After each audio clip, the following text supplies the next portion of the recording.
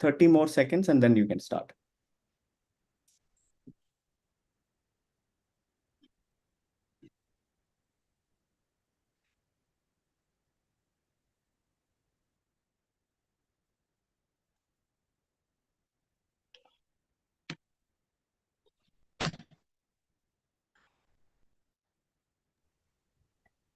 Hello everyone, my name is Mikitha and I'll be your anchor for today along with Karthik.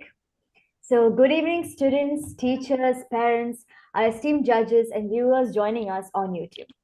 Welcome to the much anticipated LVIS first edition of the Budding Technologist competition. Building upon the tremendous success of our STEM program, where we have honored to have teachers from our school and mentors from Hawaii.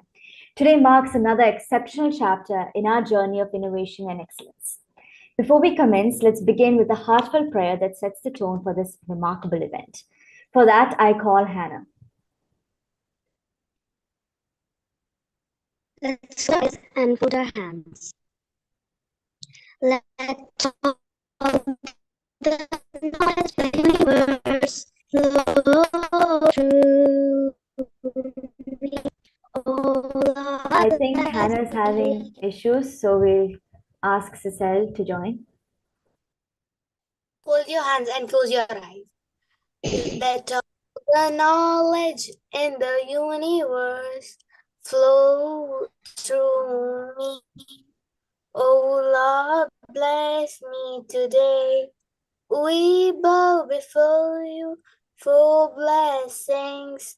Oh Lord, bless me today. Let me be always true and kind. Give me the power of goodness. We bow before you for blessings. Oh Lord, bless me today. Let all the knowledge in the universe flow through me.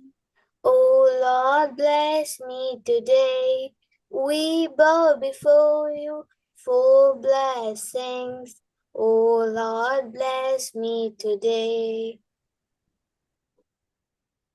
Once again, a hearty welcome to everyone joining us for this exceptional event, LVIS's How and Why Budding Technologies. This extraordinary event is a culmination of a year-long STEM education program, a collaborative venture between LVIS and How and Why. Together, we've dedicated ourselves to nurturing the exceptional talents and ingenuity of our students. This year, we are focused on the theme of research. Our students have worked in teams on various tech topics, and out of over 15 teams, only 8 have been selected to present their projects in the finale. This event will showcase their hard work, creativity, and collaboration. Now, without further ado, let's dive into the incredible STEM program with a glimpse through this video.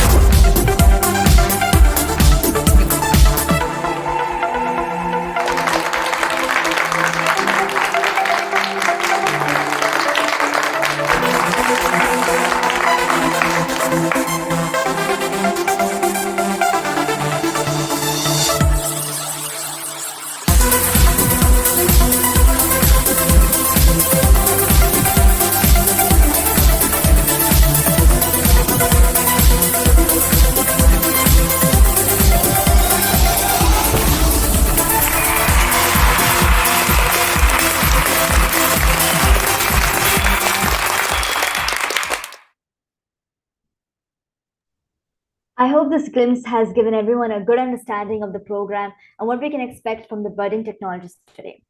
We extend our heartfelt gratitude to our principal, vice principal, our dedicated teachers, and the invaluable mentors from How and Why for providing this incredible opportunity to our budding technologists.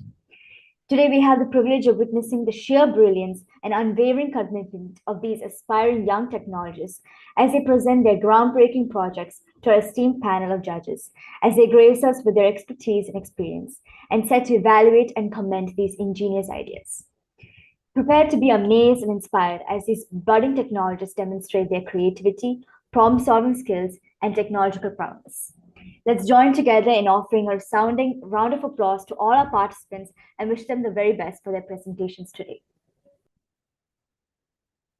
Now, it is with great pleasure that we extend a warm invitation to a distinct guest, to a distinct judge for today's event. Dr. Rihanna Linda Mohammed is an education strategist and curriculum developer with over 2 decades of experience in transforming education. She holds dual education degrees in educational technology and leadership, driving her involvement in the eStream movement and her role as an Intel SFI ambassador. Based in New York City and active in the metaverse community, she pioneers technology enhanced learning and frequently speaks at prestigious conferences like the FETC, TCEA, and ISTE. Her mission is to bridge the gap between learning and results by designing teaching approaches that empower students to thrive in both digital and traditional environments. Ma'am, it is our privilege to have you as our judge. We are sure we are going to learn a lot from you today. Our next judge is Madam Seema Nair, who is the principal of GEMS Modern Academy, Kochi, a role she has undertaken since May 2024. She earned both her bachelor's degree in education, focusing on English, and her master's degree in English language and literature from Mumbai University. With her extensive background in English education and leadership experience in premier institutions, she's committed to enhancing the education landscape. Her contributions are particularly influential in the Mumbai metropolitan region, where she has been a pivotal figure in the academic community. Ma'am, it is our privilege to have you as our judge, and we're sure we're going to learn a lot from you today.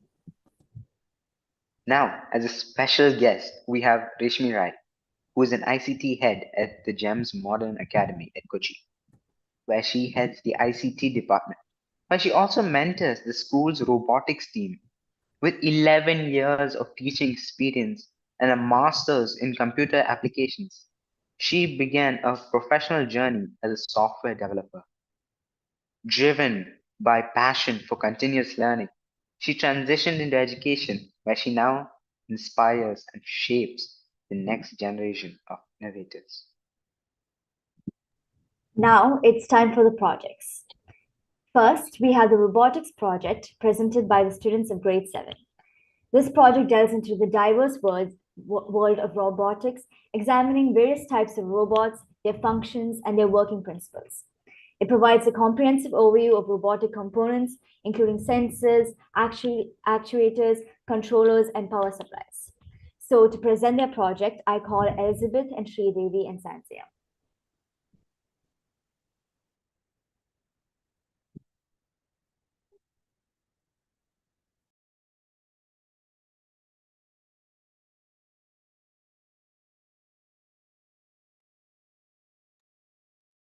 Good evening, everyone. This research project is presented to you by Elizabeth Dennis, Sridevi S. Nambudiri, and Sanjay Jojo Nelimutu.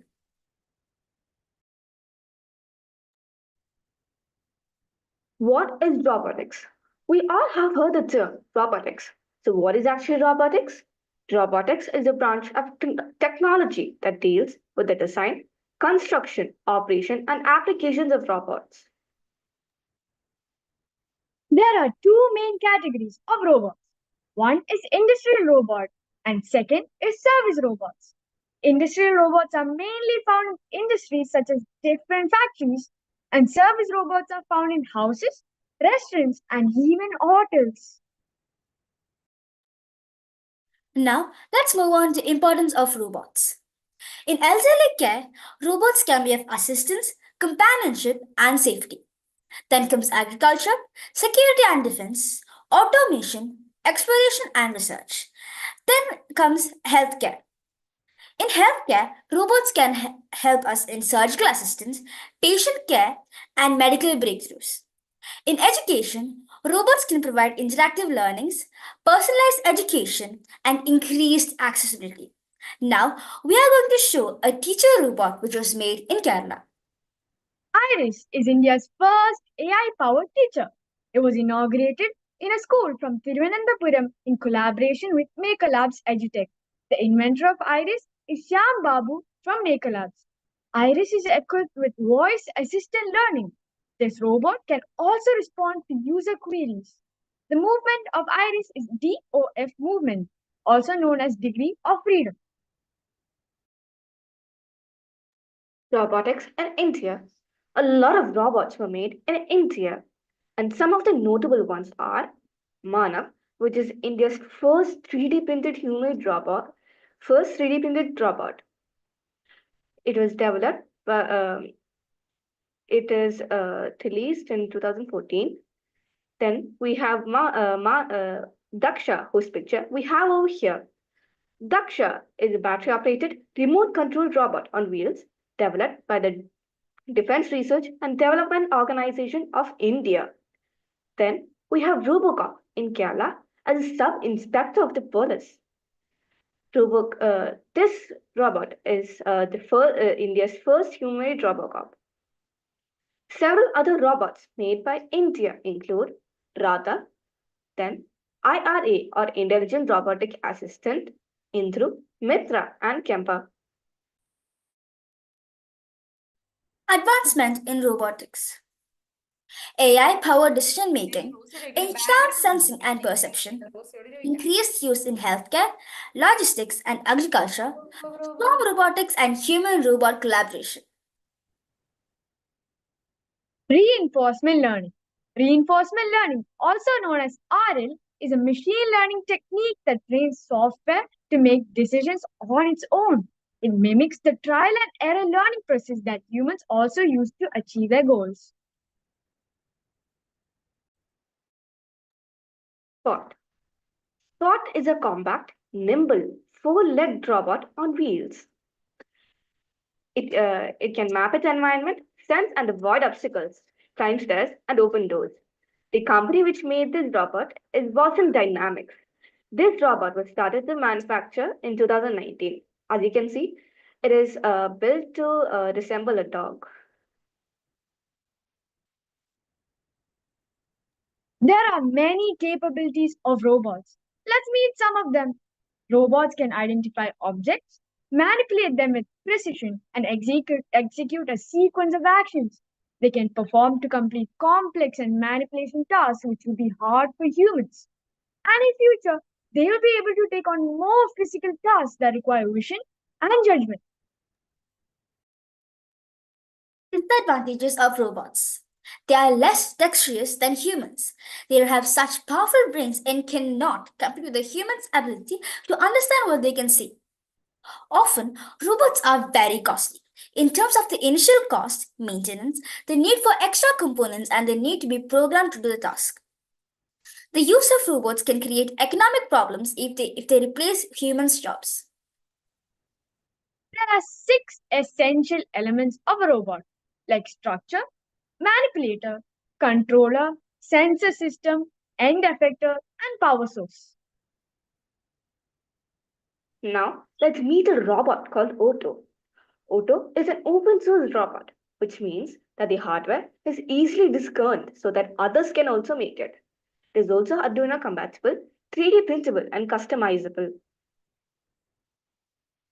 The robot shown in this video was programmed by our group. The different parts of this robot are the external parts, the head, body, legs, and feet.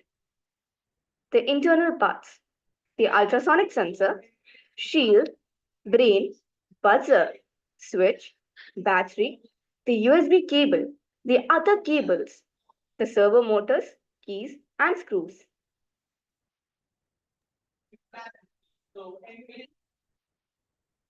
Now, let's meet another robot called Sophia. Sophia is an advanced humanoid robot which was activated on 14th February 2016. In this slide, we'll be comparing Sophia and Iris.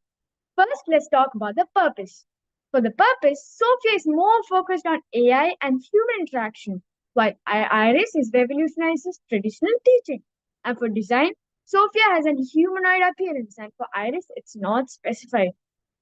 Abilities in Sophia excels in facial recognition and emotional understanding, while Iris is geared towards presenting educational content. Now, we are concluding our presentation by showing the picture of the first robot, Unimate, which was developed in the year 1954 by George Devon. Thank you everyone for listening to our presentation. We hope everyone had an amazing time. Thank you, Sanzia, Elizabeth, and Sri Devi. Now we'll move on to the judges' remarks. We'll start off with Seema ma'am.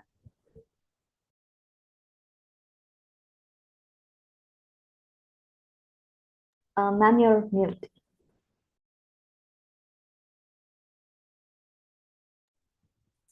Amazing job by this team, and yes, everything, whatever information and resources, I'm sure that you all must have really gone through it well, and the resources were really enlightening, because a lot of things what you all showed was also surprisingly amazing to me too.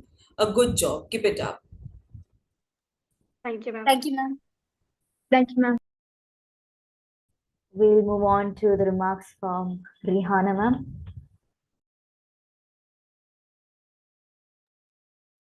That was truly an amazing presentation. And robotics are really true to my heart. I've been fascinated by it for a very long time. Wow, that's all I can say right now. Based on the information that you have and the robot that you guys have created, how do you see this benefiting the future?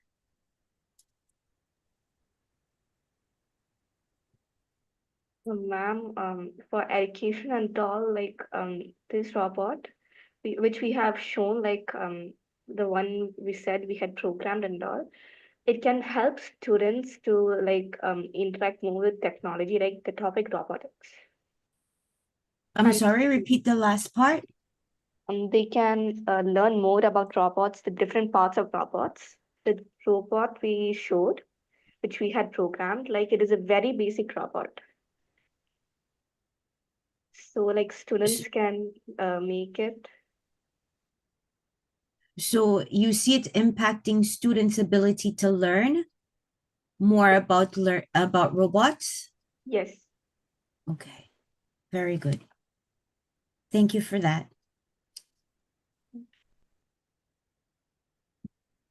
So thank you, ma'am. Now over to you, Karthik. Yes.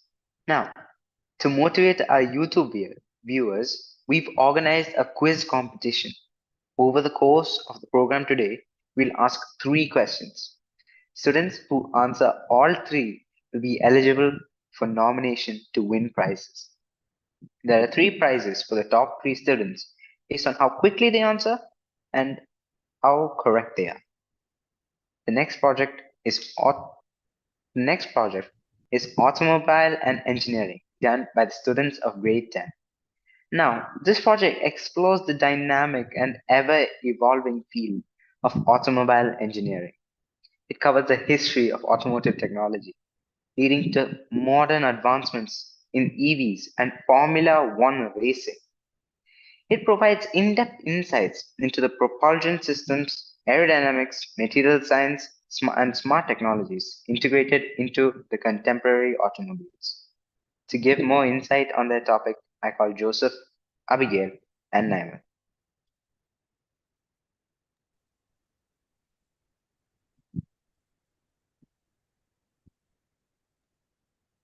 So, welcome to our presentation on automobile engineering, evolution, applications, and future trends. I'm Josephine, and joining me are Naimal Biju Joyce and Abigail Alanjeri. We'll cover various aspects of automobile engineering, including types of vehicles, advancements in the field, and future trends. So, let's get right into it. So, automobile engineering.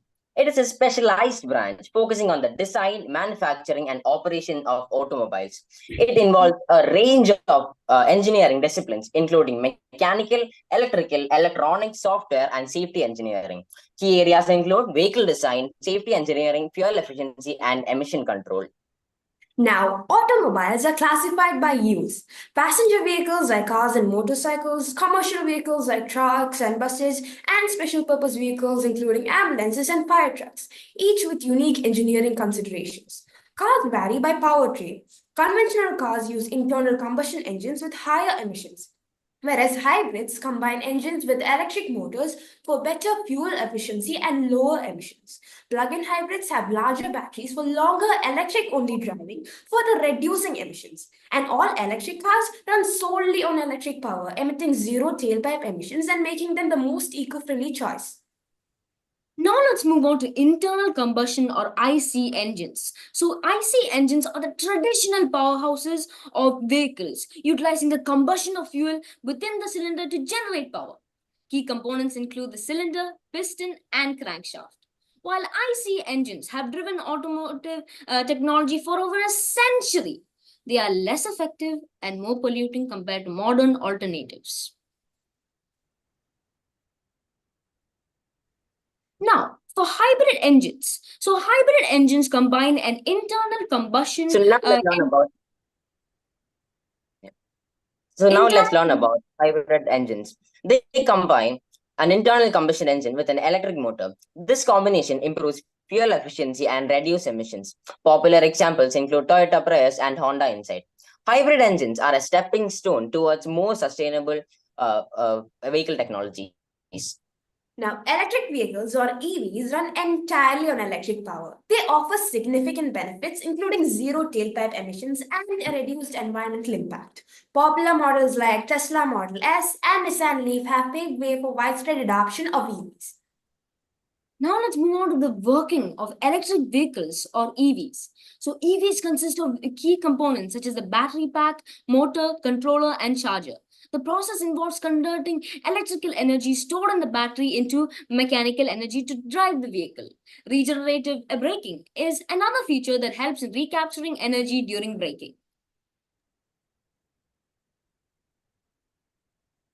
Despite their benefits, electric vehicles face significant challenges. The batteries used in EVs have limitations in terms of battery life and performance. Additionally, the production of these batteries involves substantial carbon emissions, raising questions about their overall environmental impact. However, we continue to use EVs due to their potential to reduce our reliance on fossil fuels and decrease air pollution in urban areas. To address these challenges, several solutions are being explored. Battery swapping stations can reduce downtime for charging. Research is ongoing into new battery technologies such as solid-state batteries, which promise higher energy density and longer life. Moreover, recycling and sustainable sourcing of battery materials are critical areas of development to make EVs more environmentally friendly. Now let's move on to Lucid Motors' innovations in overcoming EV challenges. So Lucid Motor cars are combating the problems that EVs face by advancing battery longevity and charging speeds. They reduce costs through effective production methods, while their aerodynamic design enhances performance, extends range, and reduces emissions, aligning with sustainability goals in automobile engineering. AI is revolutionizing the automobile industry. Autonomous driving technology allows vehicles to operate without human intervention, with companies like Waymo and Tesla leading the way. AI includes advanced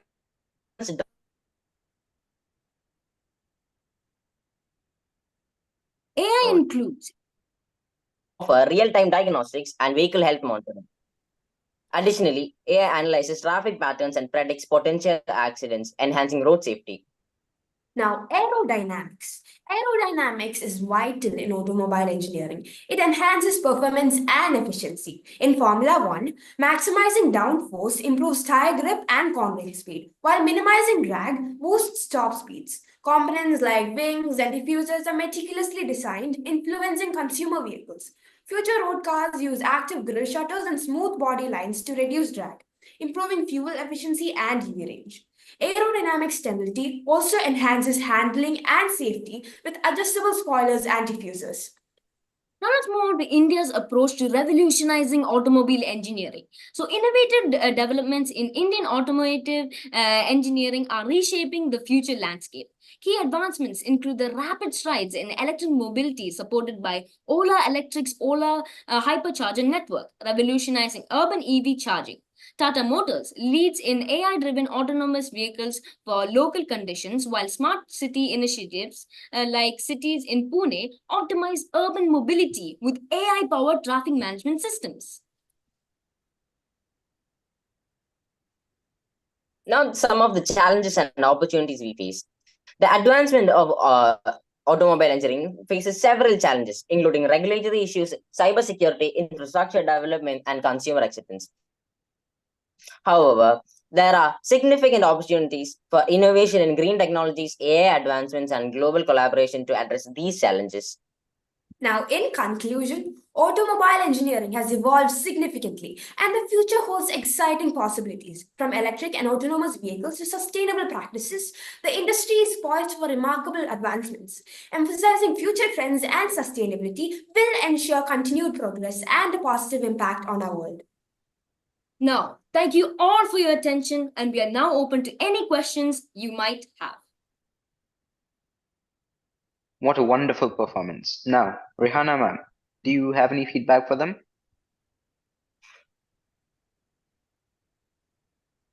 I loved it. I enjoy that. And the fact that you guys brought in Formula One data into it.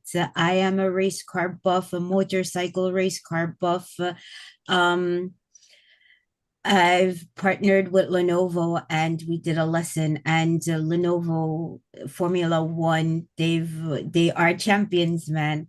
So Joseph, you mentioned the AI tracking system. Do you mind going into more details with that? Of course, ma'am. Can you repeat that? AI. You mentioned the AI tracking system that these cars are built with. Can you elaborate on that?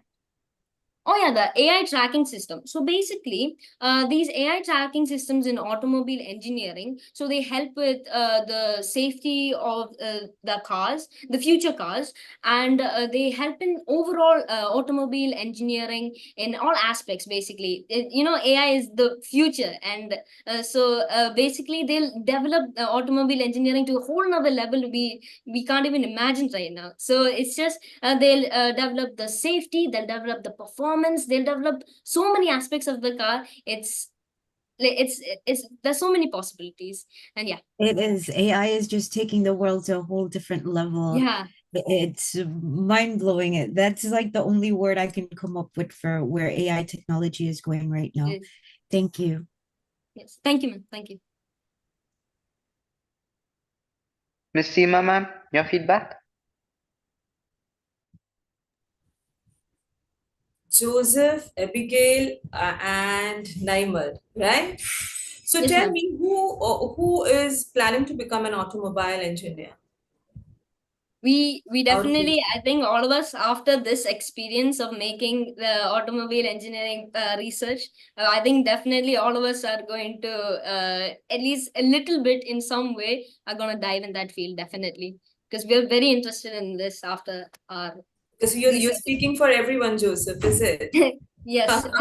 I want to know it from Abigail.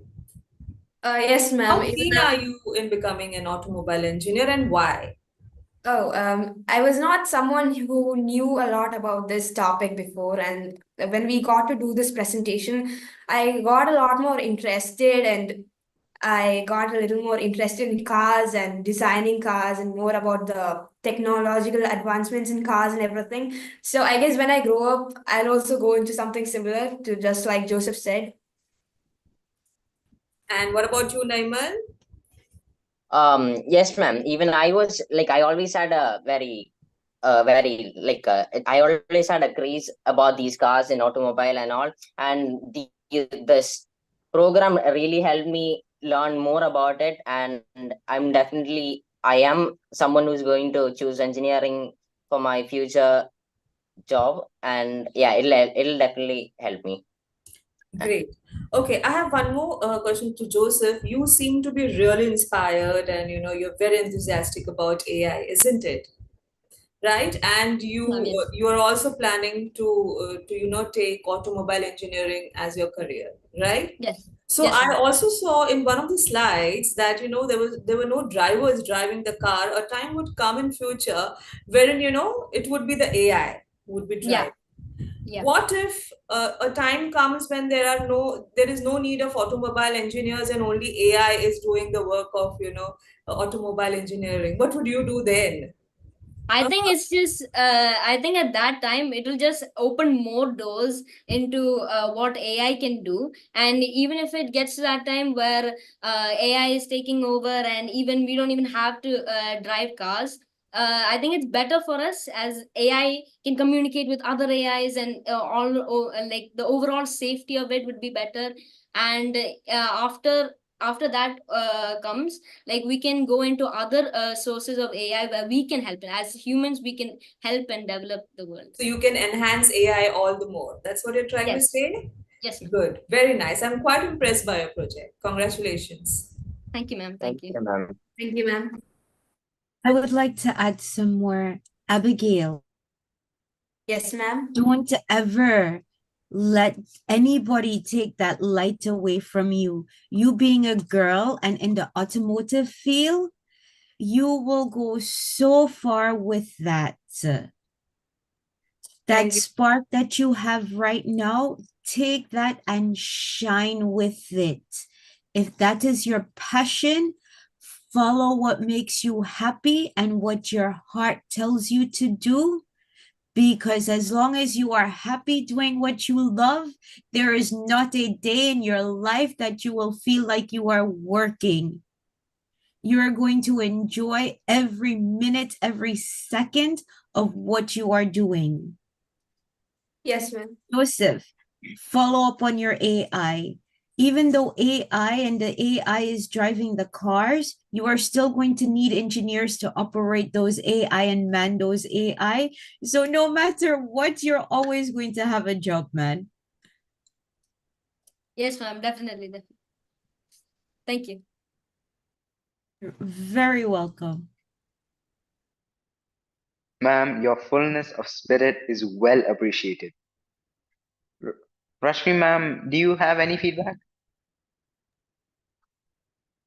Hi, Joseph, Abigail, and Naimal. Your project was very inspiring, and you're exploring the dynamic world of automotive technology. This is really nice. One thing I would like to talk about your project was that vision for safer, cleaner, and smarter transportation, which is very important.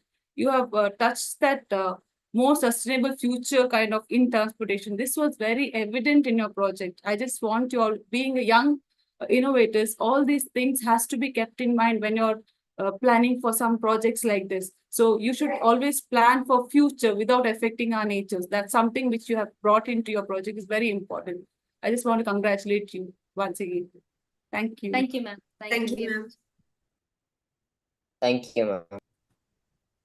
Okay, so now for our viewers joining us on YouTube, for your quiz, you can participate in the quiz by going to the YouTube link description and find the quiz participation link. Or you can, QR code will be there to scan and you can participate by sharing the screen along with the question. So the first question is, what technology ensures a drone's flight stability? So you can scan the QR code and participate, or you can find the link in the description.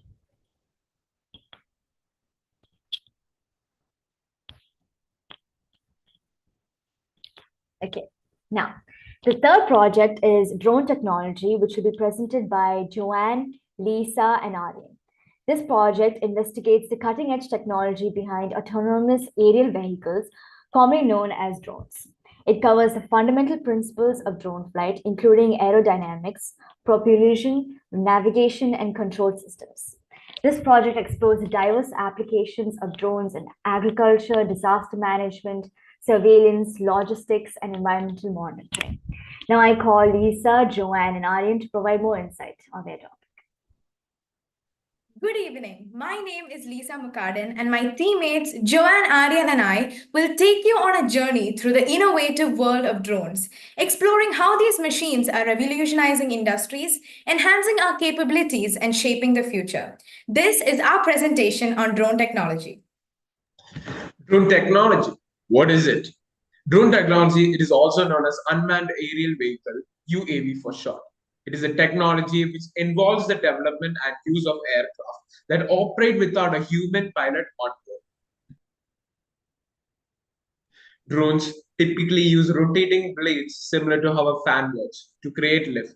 As these blades spin, they push air downwards, generating an upward force that allows the drone to fly. Drones have a rich history dating back to the early 20th century, initially used for the military. Over time, their roles expanded to include surveillance, agriculture, and even delivery services. Drones have had multiple historical milestones, such as the first UAV used in 1783. Now, do all drones work the same way? Absolutely not. Drones are of numerous types with different type of motors such as brushless and coreless. Firstly, we have multi-rotor drones that have multiple propellers to help them lift off the ground and move around. The most easily available and cost-efficient type of drone is typically a consumer-grade quadcopter, which is a multi-rotor drone. They're most likely to be used in the future because they're versatile and easy to use. One popular model is the DJI Mavic series. The drones that are used to cover large areas quickly are called fixed-wing drones. Instead of using propellers to hover, they have wings that helps them glide through the air. The type of drone that is used for tasks and require lifting heavy loads are called single-rotor drones. Single-rotor drones are finely flying devices that look like helicopters. They have one large roller, which is called a propeller, on top and a small one on the tail to help with the stability and direction. And lastly, we have the hybrid VTOL. VTOL stands for the vertical takeoff and landing, which combines the characteristics of multi-rotor and fixed-wing drones. A drone is like a high-tech puzzle with a sturdy frame holding everything together. Its arms balance motors that power spinning propellers, lifting it smoothly into the sky on a powerful LIP or battery. A smart flight controller acts as its brain using sensors to navigate and keep it steady. Cameras and gimbals capture stunning aerial views, while speed controllers adjust its agility. A control station with a remote ensures precise handling, and a sturdy landing gear keeps it safe on touchdown. With additional add-ons for different tasks, drones are versatile tools for controlled and thrilling flights.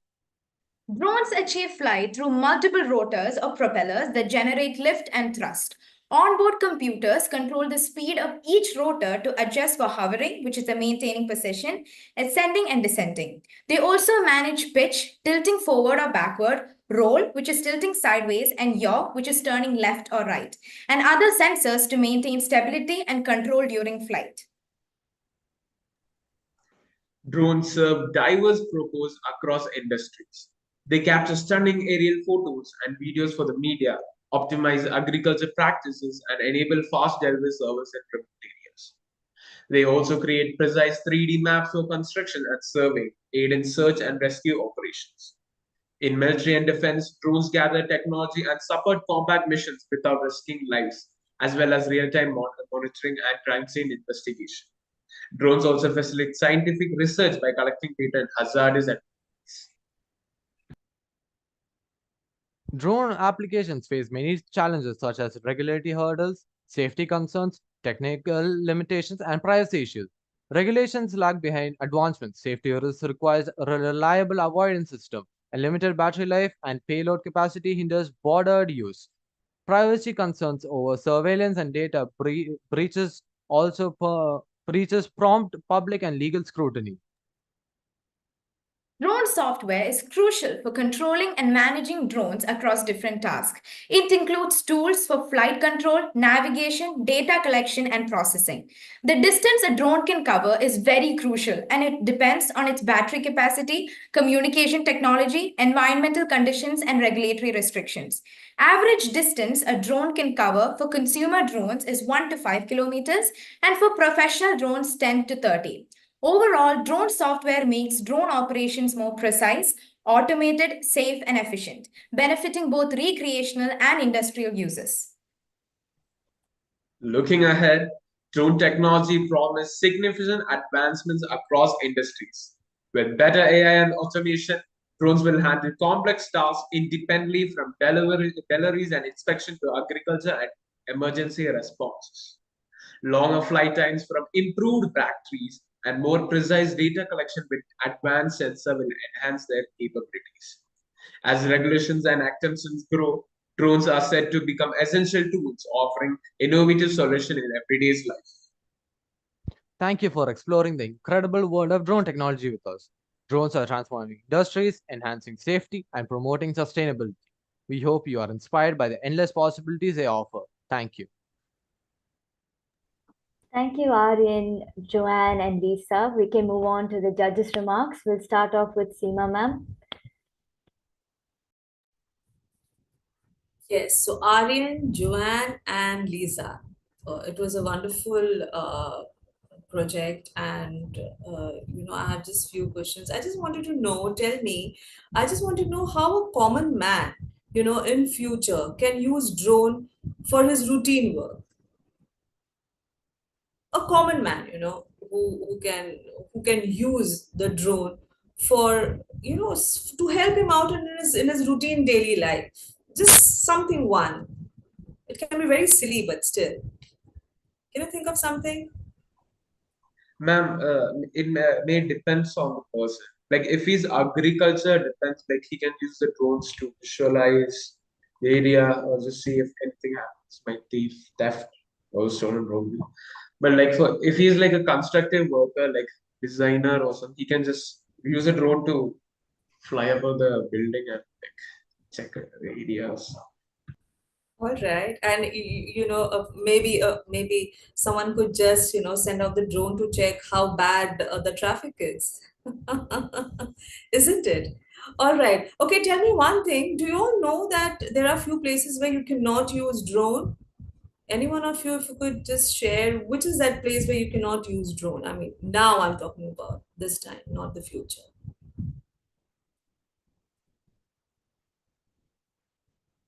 Ma'am, may you repeat the question? Yeah. So my question is that there is a specific area where you cannot use a drone. I'm talking about today. I'm not talking about future. So do you know, or if you could just think about a place or some area where you cannot use a drone? Privacy, like areas where we require privacy, like public washrooms and all, for example, we Pause, have to use drones. Other than that. Ma'am, like airport. Yes. Yeah, because it might affect the radio frequency. Yes, very good, Aryan. Yes, there are few kilometers wherein you need to check, you need to take permission, and a lot of time, most of the times, I would say that the permission is not granted where there are aircrafts which is near to the airport, the areas. Very good. All right, I think that's all from my side. It was very impressive. Congratulations. Thank you, ma'am. Now Rihanna, ma'am, can tell her inputs and ask questions as well. Thank you so much for that. That was very interesting. I've known several people, and one of my friends who's in Brooklyn STEAM, who is the principal and founder of Brooklyn STEAM, they have a lot of drone technology going on there with the naval base, because that school is based in the shipyard in Brooklyn. And as far as with drones and flying into the space, there's a limit as far as which space you can go into. And if you go above that space, you do need clearance for it. So it was interesting to know that the same laws apply throughout different countries as well. drone technology use as far as the future. You've mentioned farming, you've mentioned construction. There's different ways that it can be used as well. Think about how it can be beneficial to what's going on in the globe and in society as far as. So what are some other examples you can provide as whereas drones will be beneficial in our current situation and in the future?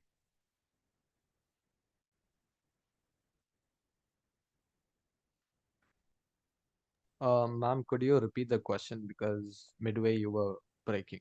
Sure, definitely. So there's a lot of things that's going on now globally as far as with the environment. Now using drone and drone technology, how can you see that beneficial now and in the future?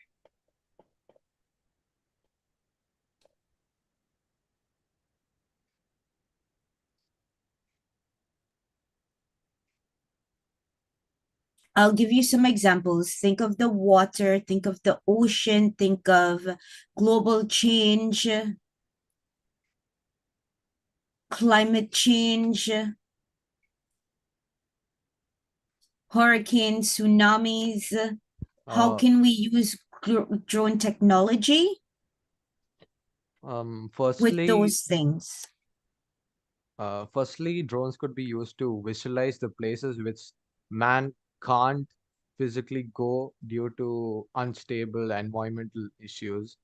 Could be also used to analyze the environment so we can improve or we can do better what's better for the environment, because due to climate change and all, the earth is also degrading, the ozone layer is also degrading.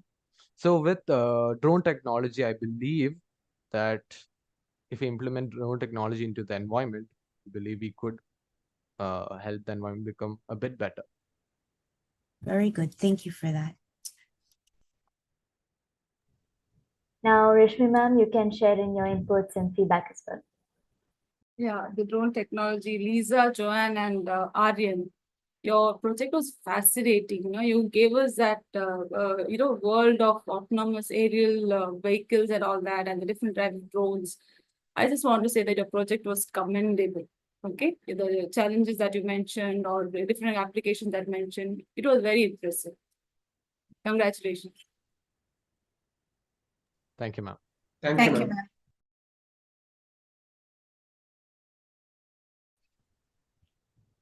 Now, moving into the next project, I hand it over to Karthik. Thank you. Now, the next project is by students of grade 8 talking about space technology. This project takes an in-depth look at space technology, focusing on the innovations that make space exploration possible.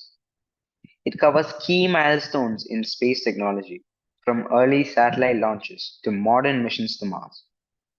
The project is dedicated to the International Space Station, also known as the ISS, featuring its construction, functions, and scientific contributions. It explores advanced technologies such as propulsion systems, space habitats, robotics in space, and satellite communications. Now, I call David, Ivan, and Dhananjay.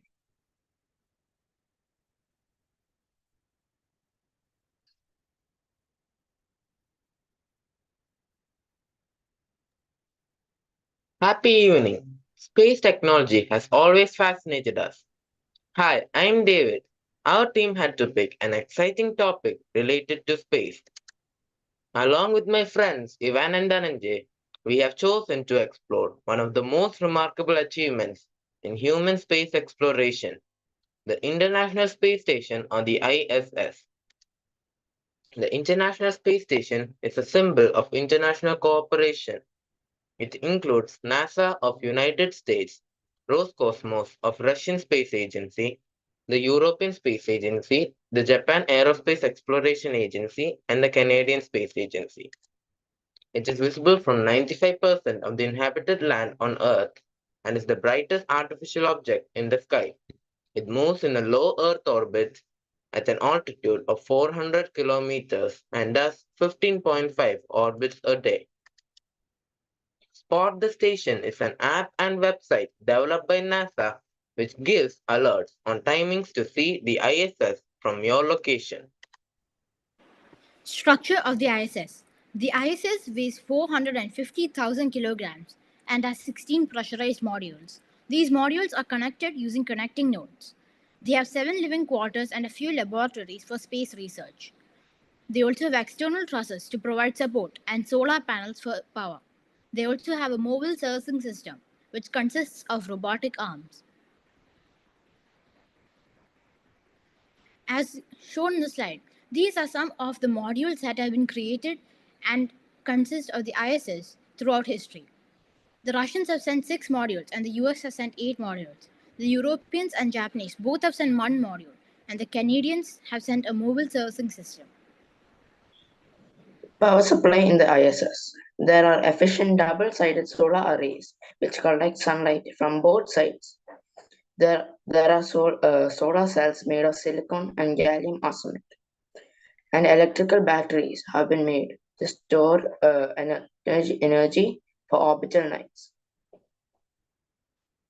The hydrogen-oxygen fuel cell. As you know, hydrogen and oxygen gives electricity and heat and water. The advantages are there's minimal noise and it can be used over orbital nights.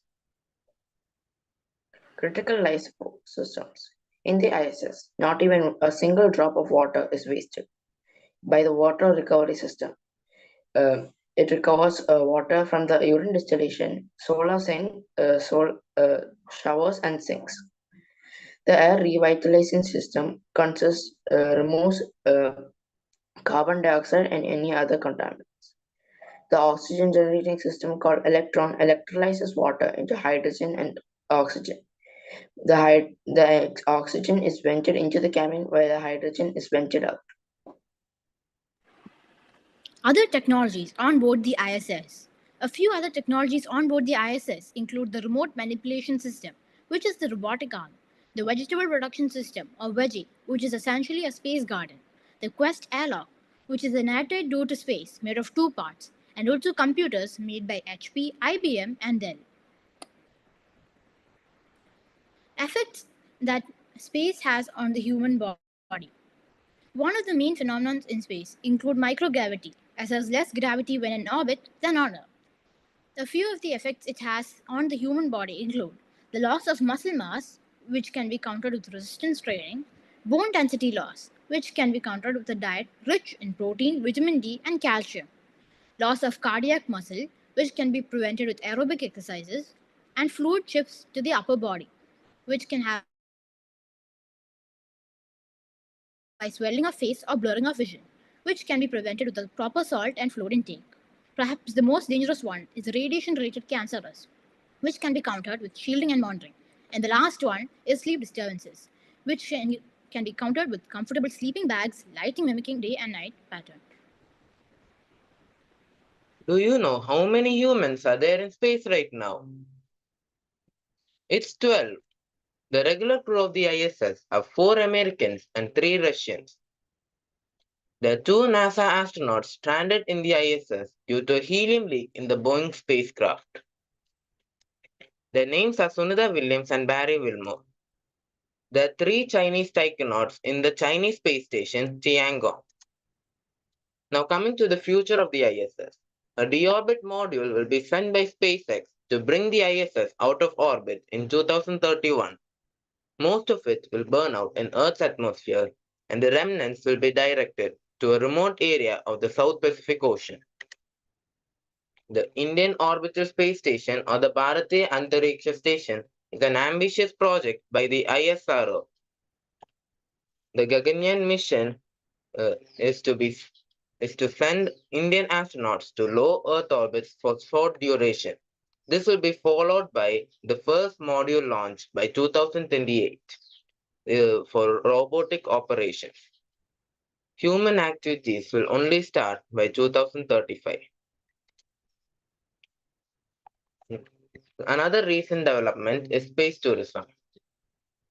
There are two types of space flights, orbital and suborbital. Orbital flights need speeds of 28,000 kilometers per hour and cost around $50 to $70 million per person, while suborbital flights need speeds of only 6,000 kilometers per hour and cost around $450,000, and the tourist gets a brief period of weightlessness and beautiful Earth views. Reusable launch vehicles are being used now, like SpaceX Falcon 9. This will bring down the cost of space tourism in the future. Thank you.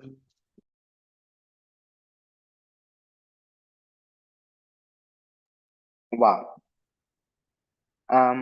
For feedback, I call Rihanna ma'am.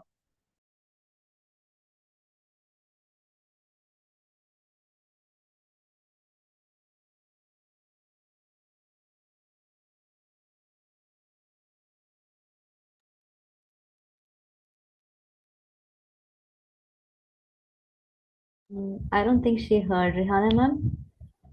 I apologize. No, I did not hear. I'm sorry. That was awesome. That was amazing. Space Oh, I'm sorry. technology. Wow. Okay, space technology. Amazing presentation, amazing project. You guys knew your information and things that I didn't even know. So thank you for educating me on that. Mention thing, like I said, you mentioned things that I wasn't even aware of, like the first Indian gentleman who did the space orbit. I did not remember his name. So thank you for that. The Space Hotel, Voyager Station. How many of you know about that one that's set to be open in 2030? So it's a space hotel that it's called Voyager Station. And it's, I believe it's in the shape of a circle. And people are able to go in, spend a couple of days in space as a regular hotel. So they get to experience space in a hotel.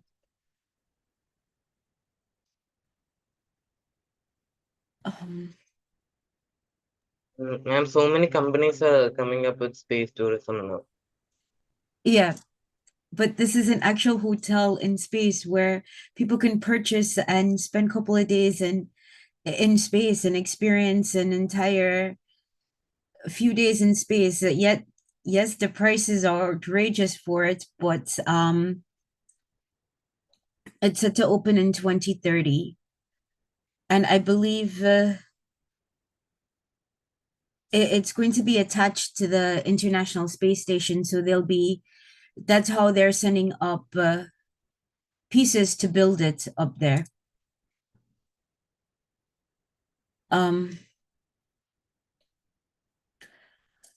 When you guys put together this presentation and you were doing your research, what was the most valuable bit of information that was that had gave you that wow moment?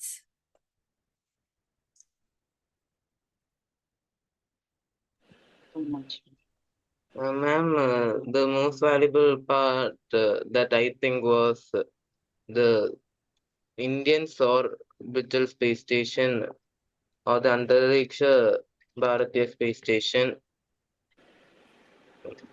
Yeah. Wow moment when you were doing your research for this? Ma'am, could you repeat the question? What was your wow moment when you were doing your research on this? For me, it was when I discovered the effects of microgravity on the human body and how it can be prevented. Dhananjay, did I say that correctly? Yes, ma'am. Mine was when I found out that hydrogen and oxygen gives electricity.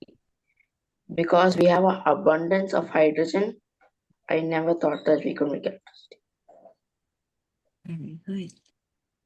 And how do you see yourself with this knowledge, implementing it in the future? Ma'am, I think it will help us in the future as for more space exploration will be done and the remaining mysteries will be solved towards space. Now you're going to have me go, and my mind just went into a whole different space with that. What type of mysteries? For example, there are pulsars which not have been discovered yet, which give out energy every second, millisecond.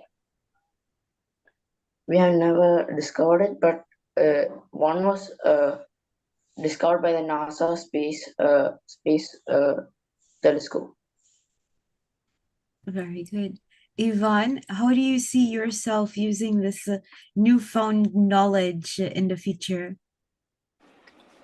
To you discover new technologies to improve like technologies in space, which can be used for tourism, exploration, and also for generating revenue for research. David, same question. Ma'am, I think the ISS can be used to improve telecommunication, weather prediction, and natural disaster predictions, and also human adaptations for longer missions to Moon, Mars, and other planets. Very good. Thank you. I see. Seema ma'am, do you have anything to add? So, I was just thinking aloud, David, Ivan, and Dhananjay, just the way you have made this successful project, I think you all can also plan of a successful hotel in 2030 up there. Yeah? No? Why are you saying no, David? I'm sure with the knowledge what you all have at this age, in 2030, you will be fully capable of, coming up with a hotel there. And I'm sure that we all will be invited. Yeah? And you'll have to send us a rocket, so that we all come up there. Yes, I like the smile on your faces. Okay, Ivan, tell me one thing. Do you know the function of ISS? Could you just share something what you know about ISS?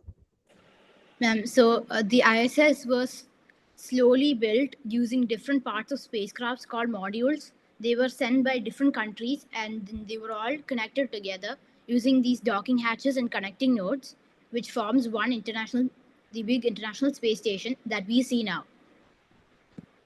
All right. And where does it go around? Where is it? It's in the orbit of the Earth.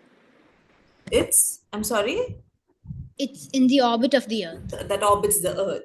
All right. My next question would be that if you're an astronaut, okay, and you get a chance, all three of you all, I want all three of you all to think about this. If you get an opportunity, to go up there, there are of course many challenges which an astronaut has to face up there. It's not very easy. What would be that one challenge which you are really which you really fear of, David? That one challenge, what you really fear of going up there, in spite of it being very exciting and. Ma'am, I would fear of doing too much physical activity.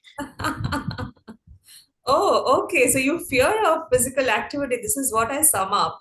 All right. What about you, Ivan? What is that one challenge, you really fear of going up there? Ma'am, that I would not be able to accomplish enough or be able to survive in the atmosphere, like of where we are living. Like if I'm not able to cope with that would be my greatest fear. So what would be that one thing which you feel you'll not be able to cope up? With the pace that the other astronauts, if there are any, might be going, or of the literal challenges in space, like the dangers. Okay. What about you, Dhananjay? I don't think Dhananjay is afraid of anything. He's all ready to go up there, isn't it, Dhananjay? Yeah. Yeah, his smile speaks so. Yes, tell me, Dhananjay. So what is that one thing, which you really are, afraid of going up there? I would be afraid of any leaks or like, for example, the helium leak in the Boeing space station. Oh, okay. All right. I'd be Yeah, scared. yeah. Okay. So 2030, I will be waiting for an invitation from you all. Yeah? You all need to take us for a good breakfast thereafter. All the best. Thank you, ma'am. Thank you, ma'am. So David, Ivan, and Dhananjay, your work actually reflected about the spirit of how to explore something that's unknown and push boundaries, of what is possible. I was here to just play a role of your teachers, just to support you all, but I also have a question. I just want to know, why is that exploring Mars is important for future of humanity? Why do you think it's important for us to explore any other planets around? Why do we need to go outside? Are we not happy with our planet?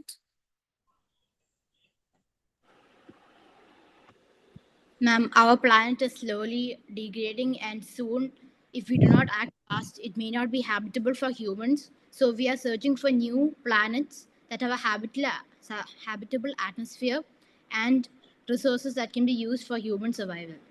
Don't we think we'll go and pollute those also? We might be short of all planets then. All right. Ma'am, but we won't repeat the mistake again that we made on Earth. Oh, thank you. Thank you. I will add to what Reshma just said. So that's why we have the robotics and the automobile engineering and the drone technology that will clean up the environment here on Earth and make Earth more inhabitable for us to live on Earth, so we don't go to other planets and pollute those planets as well. Right. I think we can go to some other planet and they'll clean up our Earth and we can come back here safe. Yeah.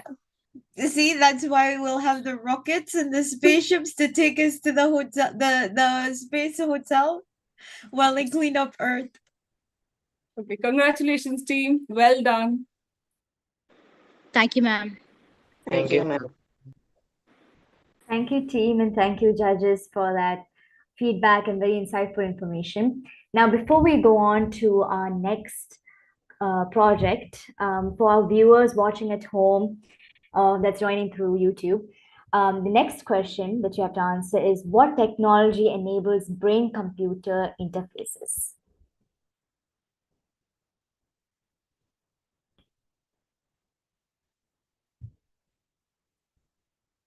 Yes. Okay. So now moving on to the next project, which will be presented by the students of grade 11, Nia, Gaurika, and Amin. This project offers a comprehensive introduction to artificial intelligence, covering its history, fundamental concepts, and key technologies. It explains various AI techniques such as machine learning, neural networks, natural language processing, and computer vision. So now their team can present.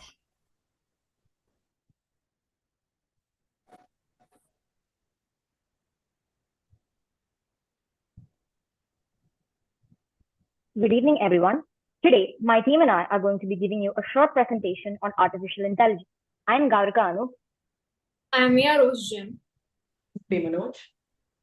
Let's talk about the dawn of a new revolution, the AI revolution. The fiction of yesterday that is today's reality. Illuminating new horizons of innovation and transforming our lives. First, let's talk about what is AI. Well, what is it? Artificial intelligence is the ability of machines to mimic human intelligence. Now, how does a machine do this? The machine does this by analyzing data, recognizing patterns, and making predictions on their findings. Let's think of it like a 3x3 Rubik's Cube. A 3x3 Rubik's Cube has over 14 quintillion different possible combinations. Now, the AI will analyze these possible combinations, recognize the patterns, and find the quickest way to solve them rather than using standard formulas like a human being.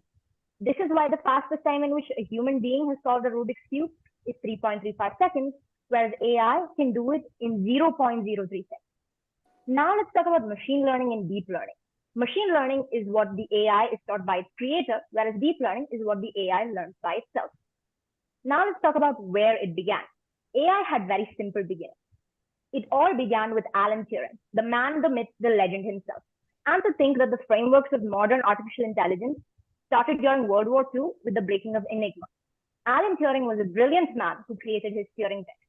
In this game, also known as the imitation game, a human judge had to differentiate between man and machine. When the judge could no longer do this, the machine had gained intelligence or was sentient. Now,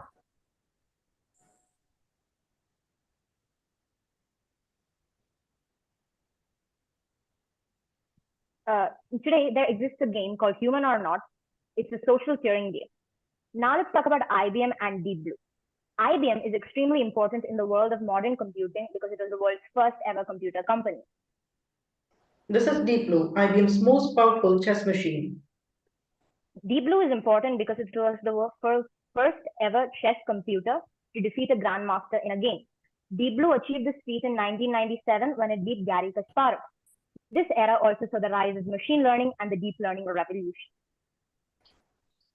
How? Data acquisition. It is how the AI collects data. For example, in Spotify, there is this AI which collects your preferable music. Training algorithm. AI uses the data it collects to find patterns and relationships.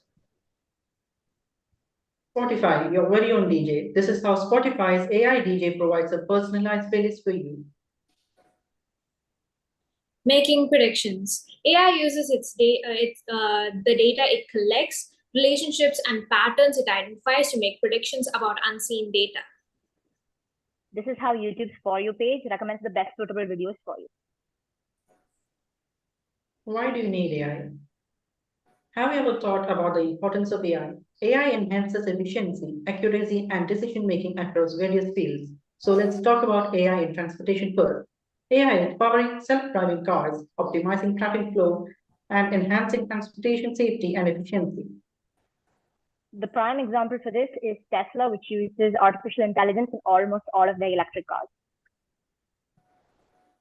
Now, AI in finance.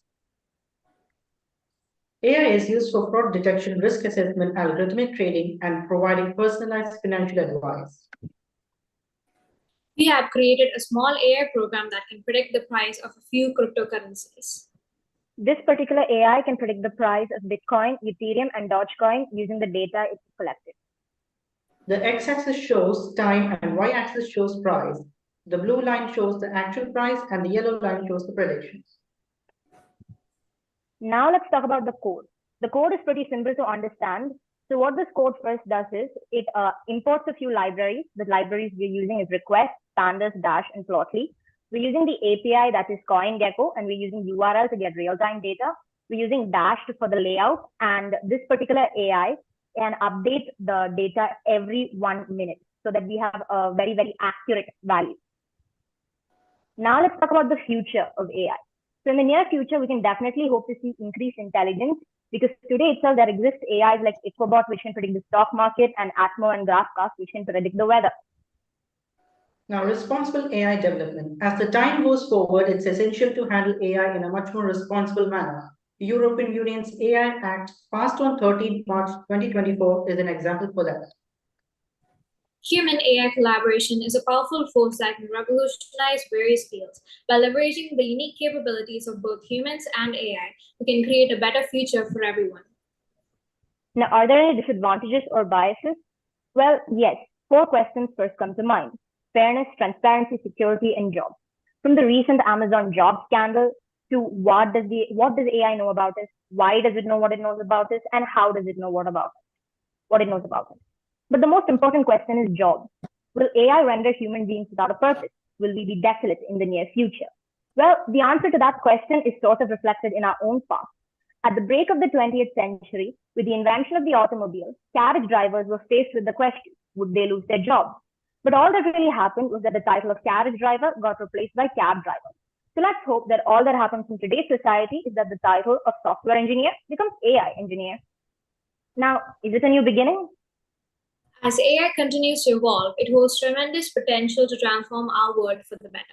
While challenges remain, responsible development and a focus on ethical considerations will guide the future of AI, ensuring that it benefits humanity and fosters a brighter future. As for the moral and ethical dilemma and the debate of AI, we have to understand that the answer to these moral questions, unlike our PPT, isn't so black and white. It requires a little bit of emotion and a little bit of passion. So let's hope that the near future can answer this question in a positive manner, because AI is here to stay, because it is the dawn of a new revolution.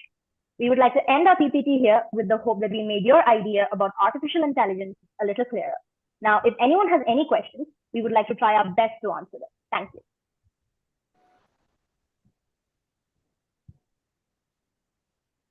Thank you, team. Now over to the judges. You can tell your feedback and ask questions as well.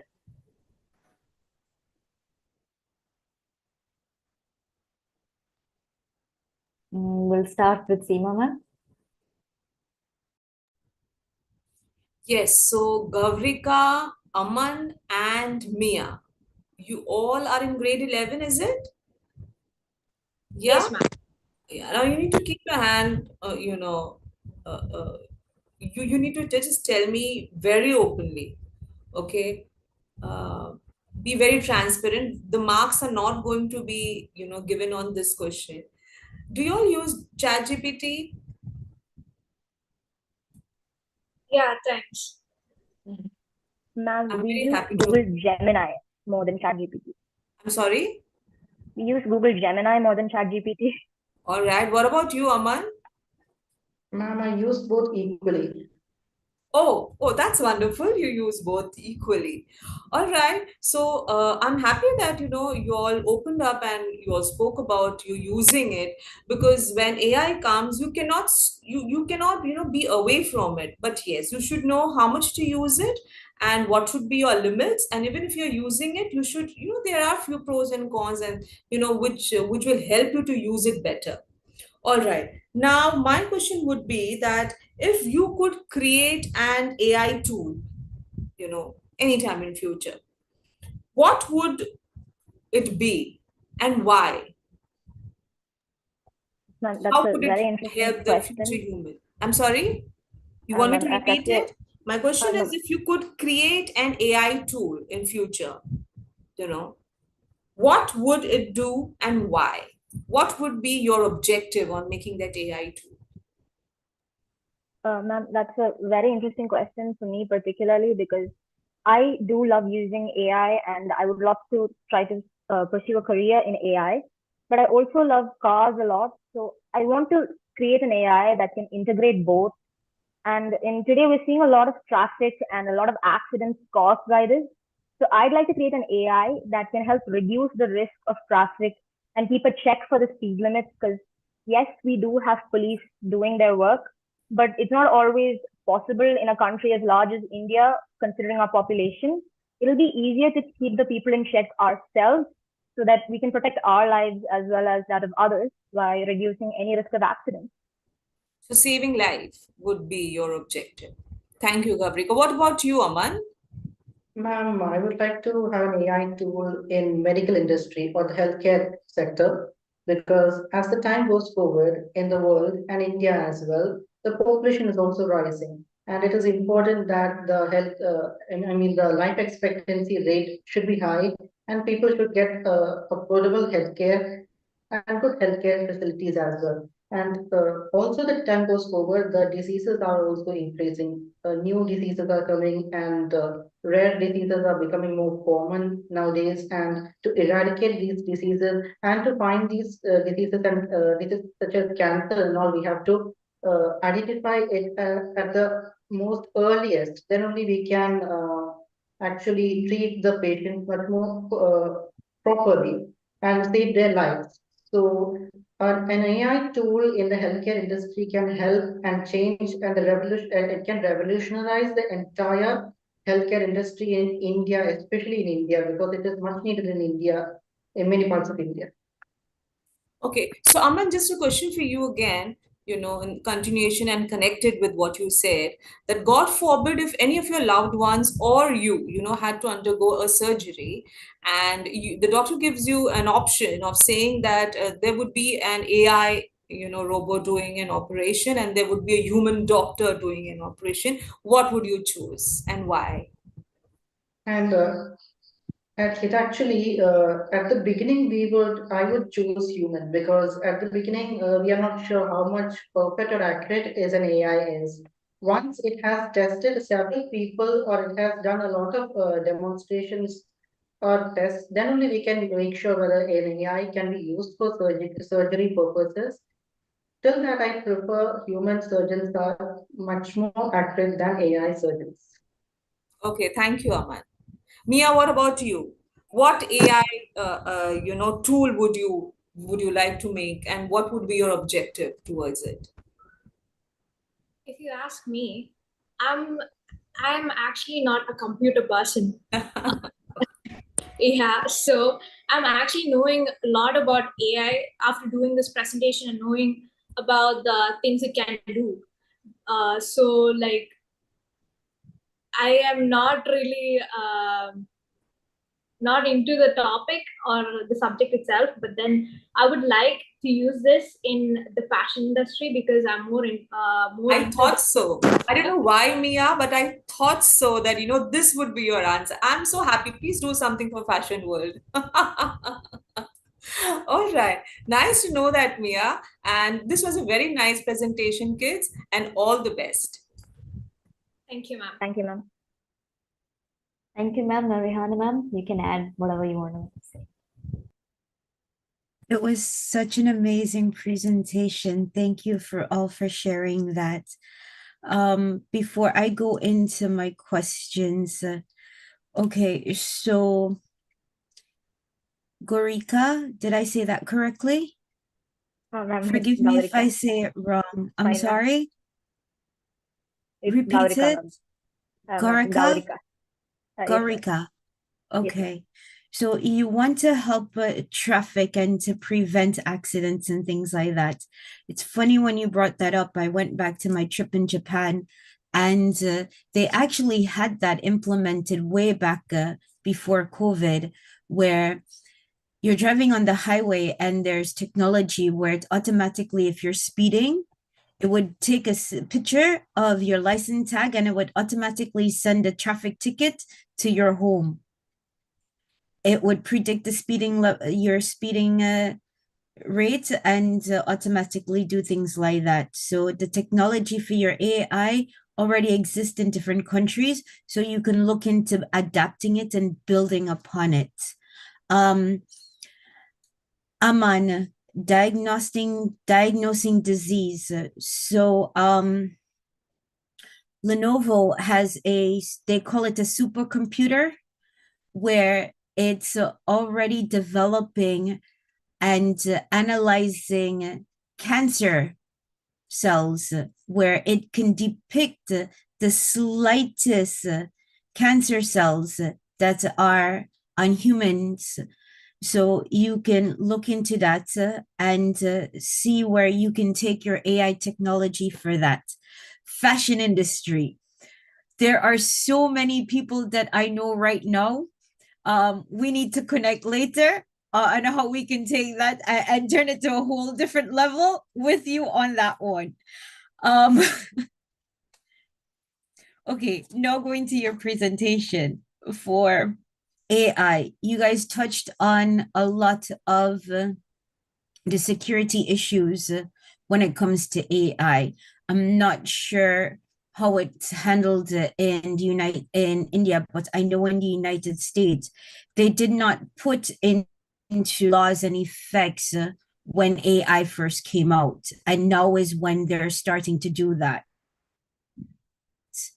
One of the things we're seeing right now, it's because a lot of people have their digital footprint out as far as their face, their voices, and things like that. We're seeing a lot of deep fakes coming out. And recently, a doctor was used in one of these deep fakes as for a commercial where he was selling some type of medicine, and a lot of the elderly population bought into it and they were scammed. So how do you plan on combating something like that happening in the future with AI? Or how do you see something like that being prevented in the future? Ma'am, I believe the solution to that would be AI itself.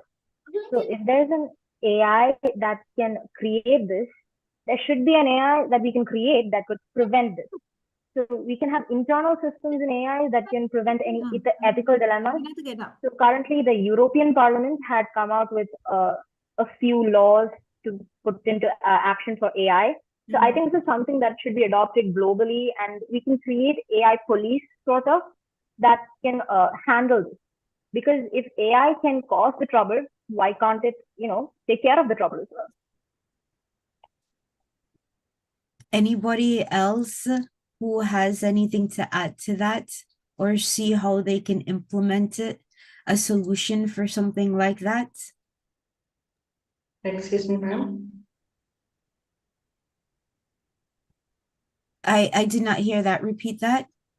The countries can develop their own AIs as the time goes forward. As earlier Gaurika mentioned, the European Union had got a AI Act. Similarly, as she mentioned earlier, that globally also it can be introduced.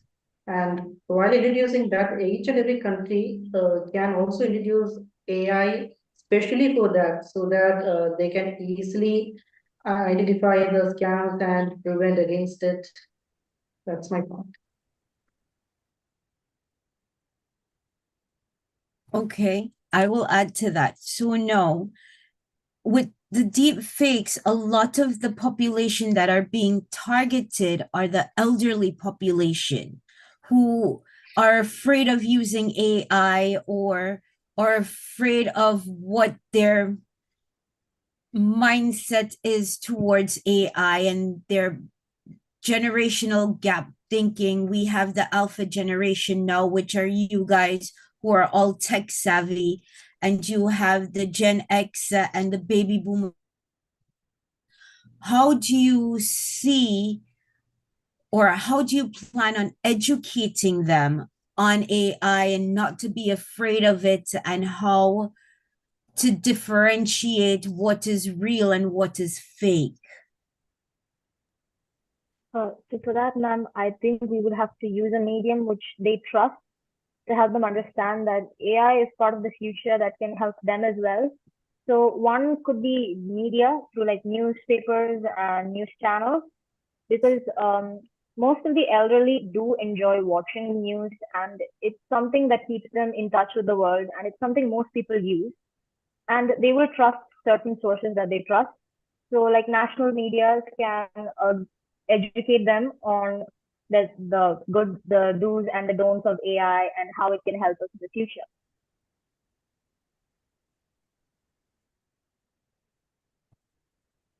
Anything else to add? Anna, Mia, Aman, I'm sorry. Aman, Mia. Ma'am, When you continue. okay. So, ma'am, actually, in our schools in India, we actually teach martial arts to all the students for self-defense. Similarly, I think in schools itself, we can introduce the AI education there, how to fight against AI crimes and how to identify uh, good things and bad things in AI, and how to use AI in much more responsible manner as well, so that it can be taught to the new generation. And once they in the future they will also become adults and they will become elderly, and they can also teach the same thing to the new generations, and it will go on. Very good. Mia, you had something to add? Actually, they have said a lot of information, so I have nothing to add to it. Okay, thank you. Over to you, Reshmana. Ma'am, you're on mute. Congratulations, team, Gaurika, Aman, and Mia. First of all, I wanted to know that your topic actually stood out for clarity and your depth of content, okay? So I have a question for you. We know that AI is replacing human characters. So if you're given a choice to replace your teachers with AI, I know many of you will say yes. You'll say, let us change our math teacher or science teacher, not ICT, okay? I'm an ICT teacher. But my question is, just like your teachers, maybe because change is inevitable, we can't stop it. You are actually getting exposed to this. What if in future, your parents, they want to go for a holiday, they will put an AI parent there? How will that look like? You have an AI mommy or an AI daddy, taking role of parents at home. So I just want you to picture that. Yeah. So I think if we go for a trip with robot parents, so I think there wouldn't be the love, the feeling of love, and it would be so dull the whole trip, because with your real parents you have shared a lot of memories. So I don't think it's really a practical thing to replace a human person with a robot. Thank you so much, Mia. Thank you for that answer. Thank you. Ma'am, the thing for me would be that AI is heavily based on logic and mathematical equations, but daily human life is not. Not everything is logical, and not everything that seems logical is rational. So what may seem irrational to the AI is probably rational to a human being because it has an emotional component. So this will heavily impact the children who are left alone with the AI. It might make them less emotionally intelligent. It will also not actually be quite safe for them, because there may be incidents in which like touching a flame might not be such a bad thing for a robot, which is fire resistant, but human beings, we'll burn ourselves if we do that. So such situations could be quite common because the robot or AI sense of rationality is not the same as the human sense of rationality. Very good, Kauvika, very good. Aman, you have to add on anything? Ma'am, like replacing AI parents permanently is not actually practical in my opinion, because for temporary use or for a certain period of time it can be, because for example, if an AI parent is there at home and our parents are outside for a purpose for a day or like for more than a day, they can actually monitor, they can see what is going on in our house. Are we safe? They can know that actually. So in that perspective, that is good. But for a permanent perspective, I don't think it is appropriate. So that's what I would like to add. Thank you, Aman. Thank you. Thank you so much. I will add to that. So as you know, there's 3 types of AI, right? You have your ANI, your AGI, and your ASI. So with your ASI, which is your artificial super intelligence, that's the one that adds the human emotions and things like that. So even though your AI is not an actual person, I'm being devil's advocate here. Even though it's not an actual person, it's able to generate human emotions. So even though it's generating human emotions and it's not an actual person, it may be a robot or it may be a hologram of a robot or a person. How would you feel in that situation? Ma'am, I still believe it will be a little emotionally deficient because while it can at least reciprocate human emotions, they are not actually feeling it. It's just a copy of someone else's feeling or someone else's emotion. They won't always be able to exactly identify a human emotion because we are unpredictable and it's not always the same combination of emotions. We can have an infinite number of different emotions at the same time. That's the capacity of the human mind. So I highly doubt that such a situation will ever be practically possible because it won't be very safe or very emotionally healthy for the children who are left in such situations.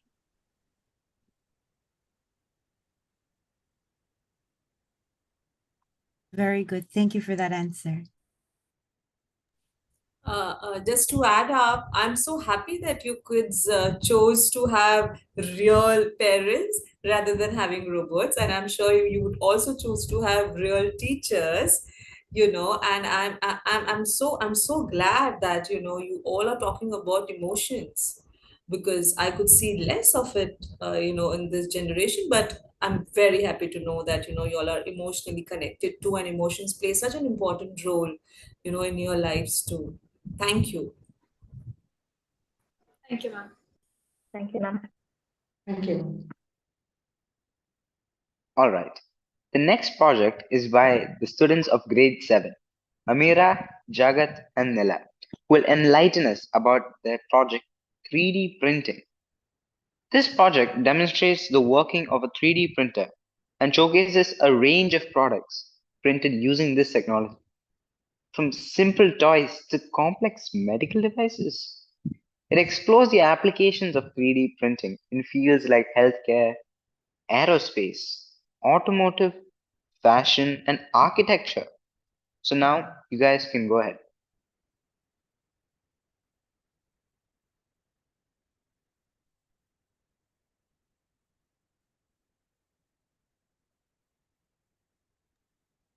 A hearty welcome to everyone present here. Welcome to the amazing and fascinating world of 3D printing. Me, myself, Jagat, Amira, and Nila will take you into an unforgettable journey through the world of 3D printing. Now, the contents of this research project is: what is 3D printing, history of 3D printing, evolution of 3D printing, parts of 3D printer, process of 3D printing, types of 3D printers, filaments used for 3D printing, applications of 3D printing, benefits of 3D printing, interesting facts about 3D printing, future of 3D printing, and conclusion. These are the contents in this PPT. So before we start, we need to know what is 3D printing. 3D printing uses computer-aided design to create three-dimensional objects through a layering method, sometimes referred to as additive manufacturing. Now, we need to know the history of 3D printing. Starting with, do you know the first 3D printing or additive manufacturing was actually used in 1983 by an American inventor named Charles or Chuck W. Hill. He made this to make industrial components. It is actually unknown when this 3D printing technology came or entered India. Now, the evolution of 3D printing. In 1984, the SLA invention. In 1999, the first 3D printed organ used to transplant, a gallbladder. In 2003, the first inkjet bioprinter. In 2008, first 3D printed prosthetic leg. In 2014, first 3D printed human liver tissue, first desktop printer. And in 2020, the 3D printer was personalized for medicine. The parts of a 3D printer. There's the extruder, the Z motion system, the XY gantry, the print head, and the print bed. Now, we need to know the process of 3D printing and how you can 3D print something at home. Starting with step 1, you can create a 3D digital model of an object using CAD software, a 3D scanner, or even a photogrammetry software. Step 2 is simple, just slicing the model into thin layers. So that means you're actually generating instructions for the printer. Step 3 is setting up the machine and choosing the material which you want, such as plastic, metal, or resin. Step 4 is printing the object layer by layer by melting, fusing, or even curving the material. Lastly, it's the post-processing of the object. That means removing supports or sanding on paintings. Next, types of 3D printers. The SLA, the DLP, the STM, the SLS, the SLM, the EVM, the LOM, the VJ, and the MJ are different types of 3D printers. Filaments used for 3D printing. The PLA, the ABS, PETG, terephthalate glycol, the TPU, the nylon, PC, wood filament, and metal filament. Now, you need to know some of the applications and the ranges where 3D printing is being used, starting with jewelry, orthopedic, breadboarding, industrial, design, dental, and even culinary. Now, the benefits of 3D printing. 3D printing offers several advantages over traditional manufacturing methods. Let's explore some of them.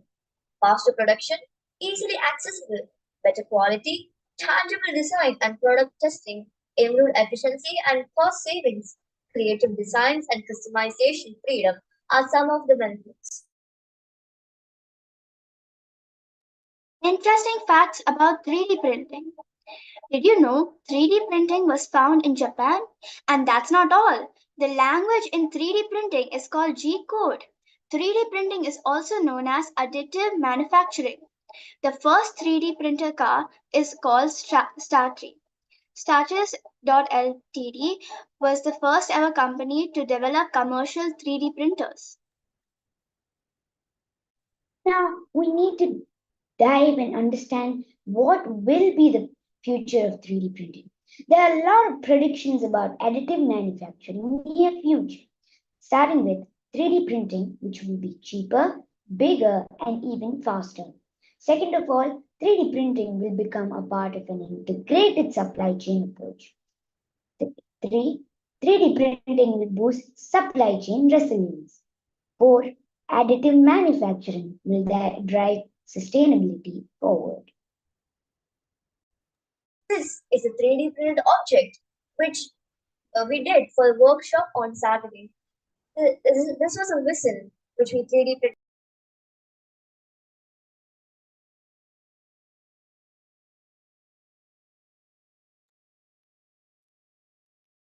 This is a few videos about the session that was held on Saturday, and it shows about shows our group being introduced to the 3D printer.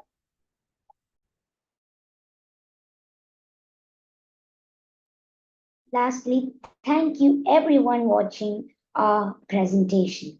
Now we are open to all and everybody's curious questions.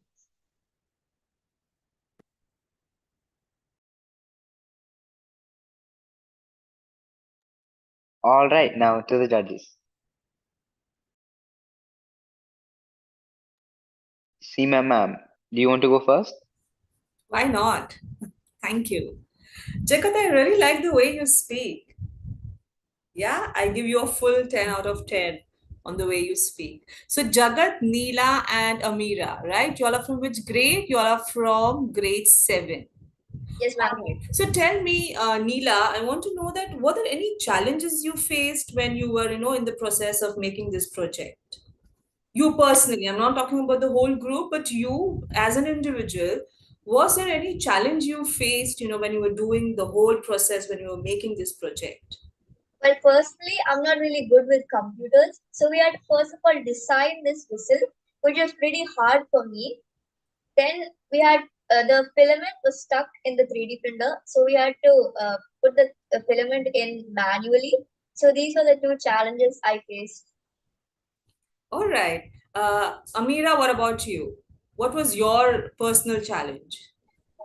Honestly, I did not have much challenges. I was mostly learning a lot of things because I knew what is 3D printer, but I didn't know that there was so much more to learn about 3D printers.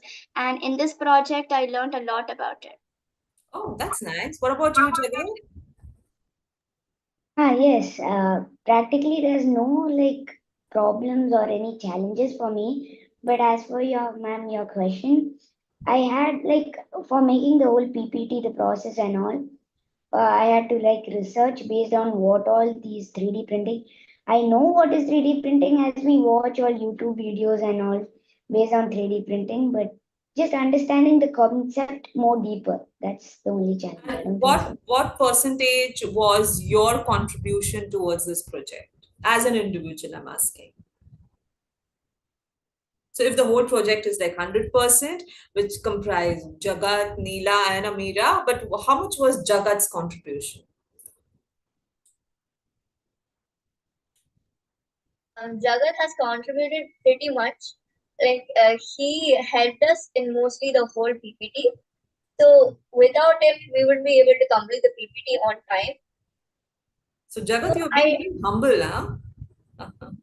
So I'd say like Jagat contributed a 45%.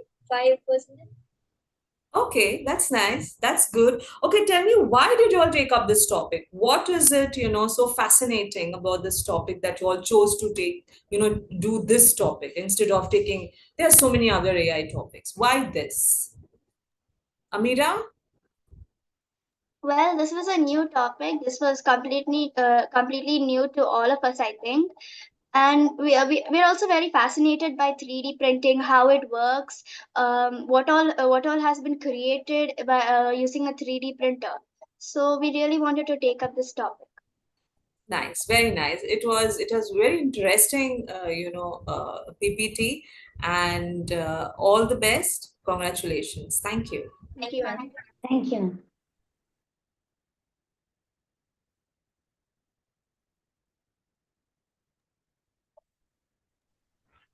Thank you, ma'am, for that wonderful feedback. Now, moving on to the next project, which is by the students of grade 5.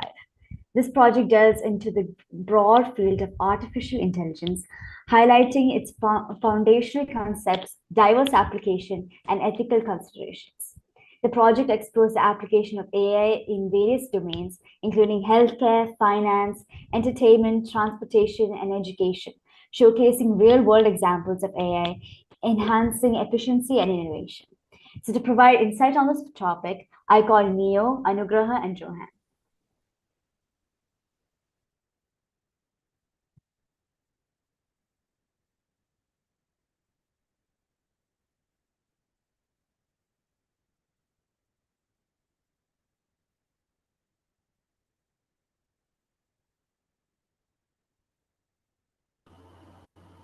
Happy evening to all present here. Today myself, Anugrah, Johan and Neo from grade 5 are going to present a research project based on AI or artificial intelligence. These are the contents we prepared for our research project.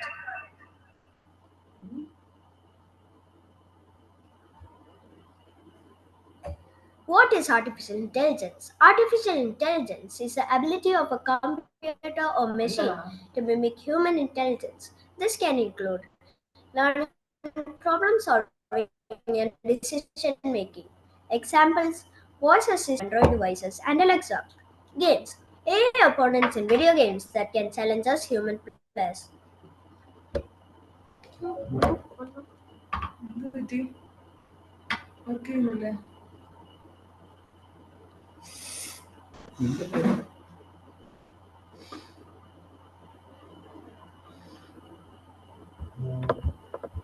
I think there's some internet issue. We'll wait for some time and see. Or the other group members can continue. Evolution of AI. Can machines think? Imitation test by Alan Turing. In 1956, the Dartmouth Conference, the term artificial intelligence was coined by John McCarthy. And this is the a picture of him. AI winter, abrupt half of AI development. In 1990s, end of AI winter. And in 2010, AI spring, technology development and AI renaissance. 2018, World Health Organization. Big data analytics may help to support healthcare. And now, how does AI work? Data. AI needs a lot of data to learn. For example, a facial recognition system needs many pictures of faces. Algorithms. These are sets of rules or instructions the AI follows to learn from the data. Machine learning.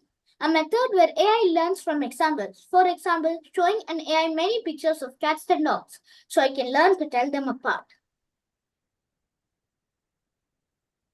AI in our daily life. Smart assistants.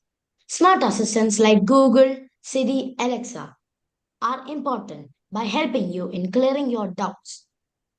Recommendation systems, apps like Google, YouTube, Netflix, Spotify use this system. It means if you like the gaming content, it shows you gaming videos. Self driving cars. Cars like Tesla use this, and you know what they use for to drive themselves? AI. Entertainment.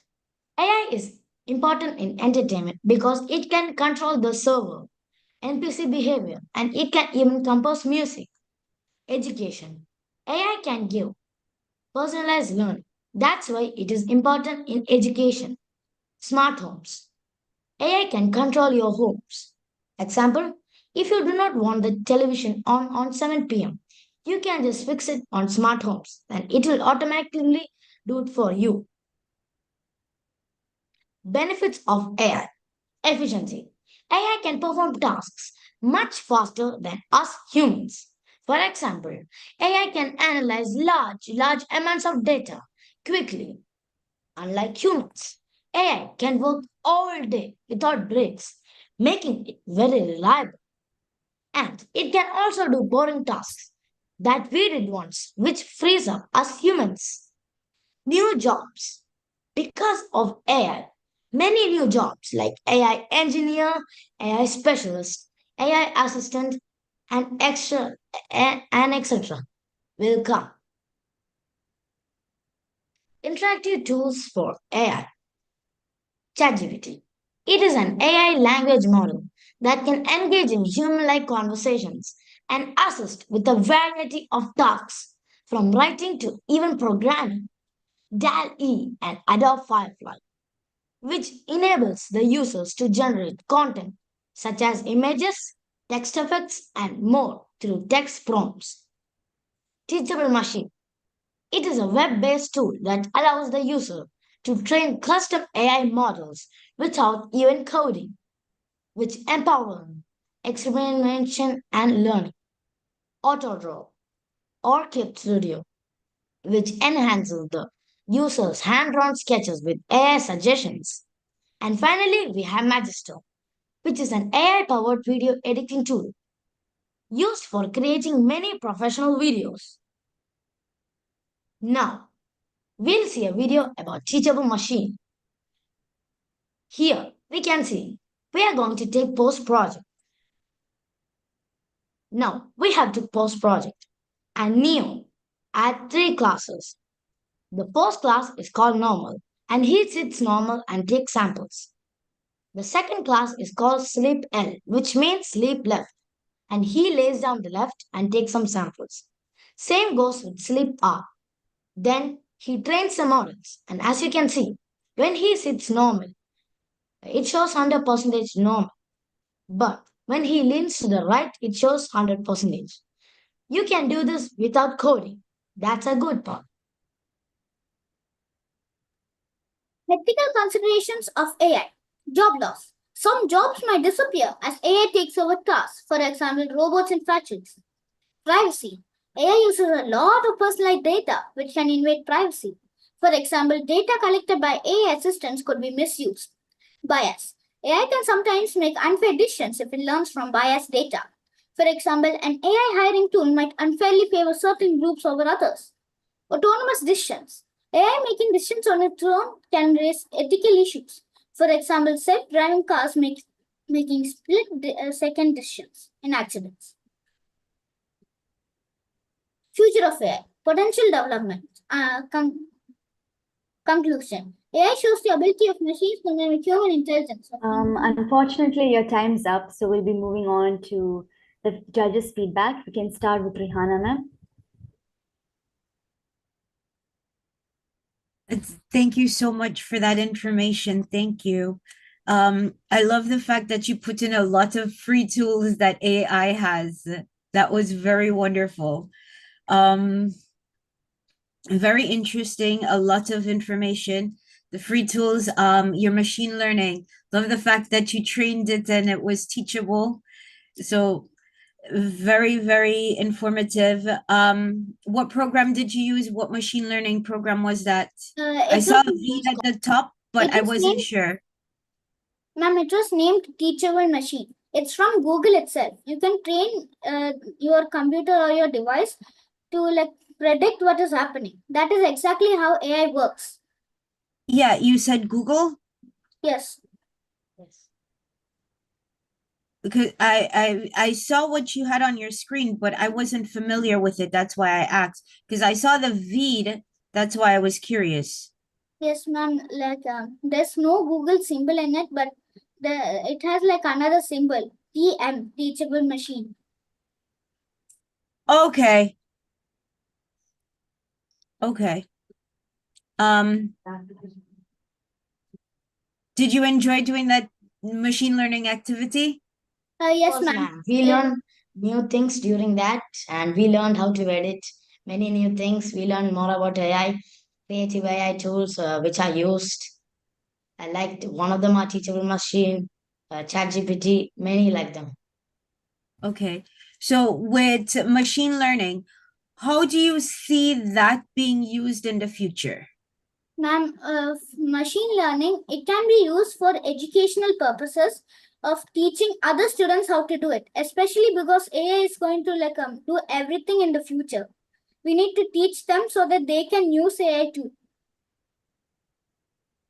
Okay. Anybody else who can add to that? We teach them because nowadays, if you want to edit a video, you should get a good editor. But with AI, like Magister, you can create it and it's for free. Okay. I was more focusing on the machine learning part. So how can you use machine learning in the future and to benefit the future? Like when something bad happens to one person, the machine can detect it. Like some harms. Nowadays there are lots of diseases, so the machine can detect if they have a disease and then call the ambulance and all.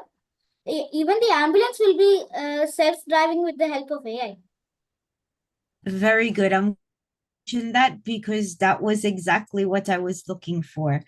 And I will tell you why. Because machine learning, I did a lesson with my children where they had to detect blight in plants. Do you guys know what blights are? Like lights. Blight. It's a disease in plant that affects the growth of plants. So they had to detect the stages of blight in these plants, and they used machine learning to detect the first stage of blight, the middle stage of blight, and the later stage of blight. And they had the leaves that had the first stage, the middle stage, and the later stage of blight. And they uploaded these images onto machine learning. And they had to test the accuracy of it, if it was the early stage, the middle stage, or the late stage. So I'm glad that you answered that question exactly the way that it was intended for. Thank you. Thank you, ma'am. Now, Seema ma'am, you can share your feedback and inputs. Johan, and Neo and Anugrah, right? Yes, ma'am. Yeah, it was a very interesting presentation, and all the best and congratulations for all the hard work you have put in. Thank you, ma'am. Thank you. ma'am. Thank you so much. I just have to add on, Neo, Johan, and Anugrah. Congratulations, you're being in grade 5, you're participating against grade 11 students, and you've really done a very good job. I was so impressed to see the way you were confidently presenting this topic. So I just want to congratulate you. I don't have any questions. In fact, I'm going to try this teachable machine software which you mentioned in your presentation. Yes, ma'am. Thank you so much. Thank you, ma'am. Thank you. Also, earlier there was a big confusion. Rihanna ma'am and Rashmi ma'am didn't get to say their feedback on the previous group, so you can go ahead right now and can ask questions as well.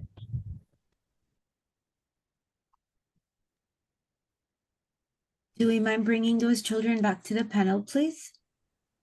That was 3D printing, right? Jagat, Yes, Neela, and 3D Amira. printing. It was 3D printing.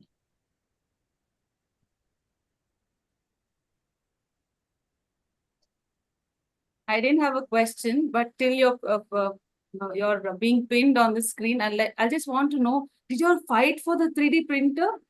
Did you all want to, let me do it first, or you wanted to design, or did your friends come and try to grab that 3D printer when you're doing the project? Teacher, like Nobody everybody came. was just surrounded around the 3D printer to see.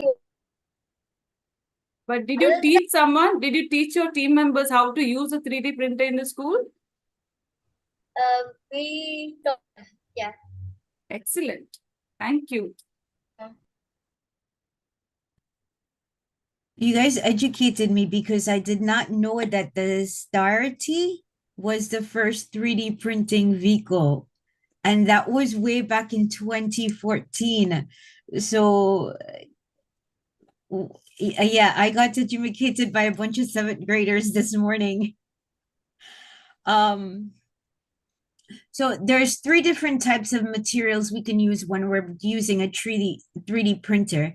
You have the metals, the polymer, and the resin.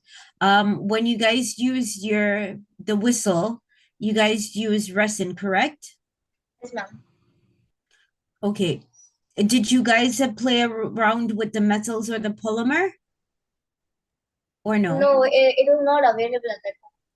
It wasn't available? Okay. So other than the whistle, what else have you guys created? We were going to make a keychain. We had designed it, but the whistle took a long time, so we just decided to go with the whistle. The whistle? Okay. If you had the opportunity to use metals and polymer in 3D printing, what do you think you would design or create? I see Jagat. Did I say that correct? His brain just went off and he's like in a whole different world. So your brain and my brain are on the same level, dude. Come on, tell me, where is that brain going?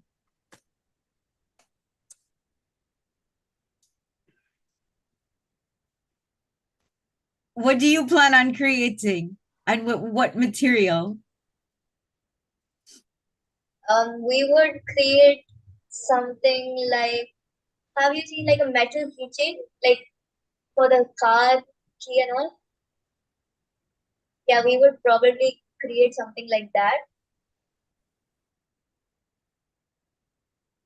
What else?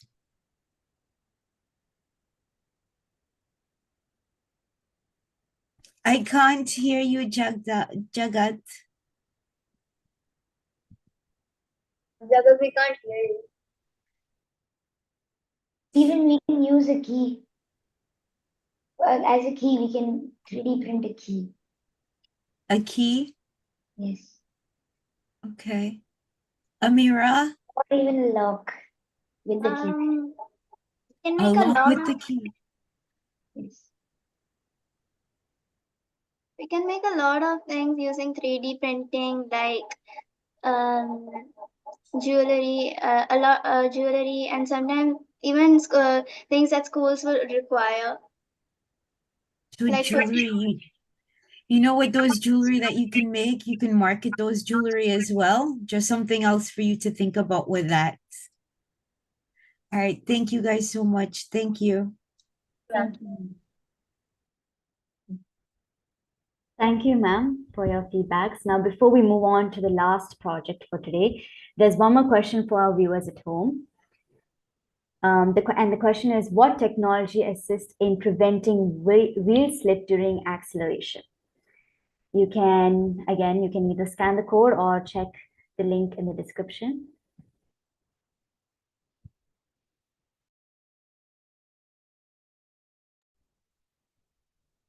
Okay, now we'll move on to the last project. Over to you, Karthik. Thank you.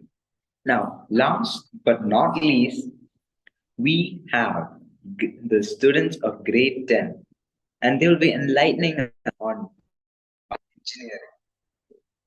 This project presents an in-depth exploration in biomedical engineering, highlighting its significant contributions to medical science and healthcare. It covers advanced topics such as brain-computer interfaces, neuroprosthetic technology, and genetic engineering. So now I call Rosie, Avanti, and Ajay to present their project.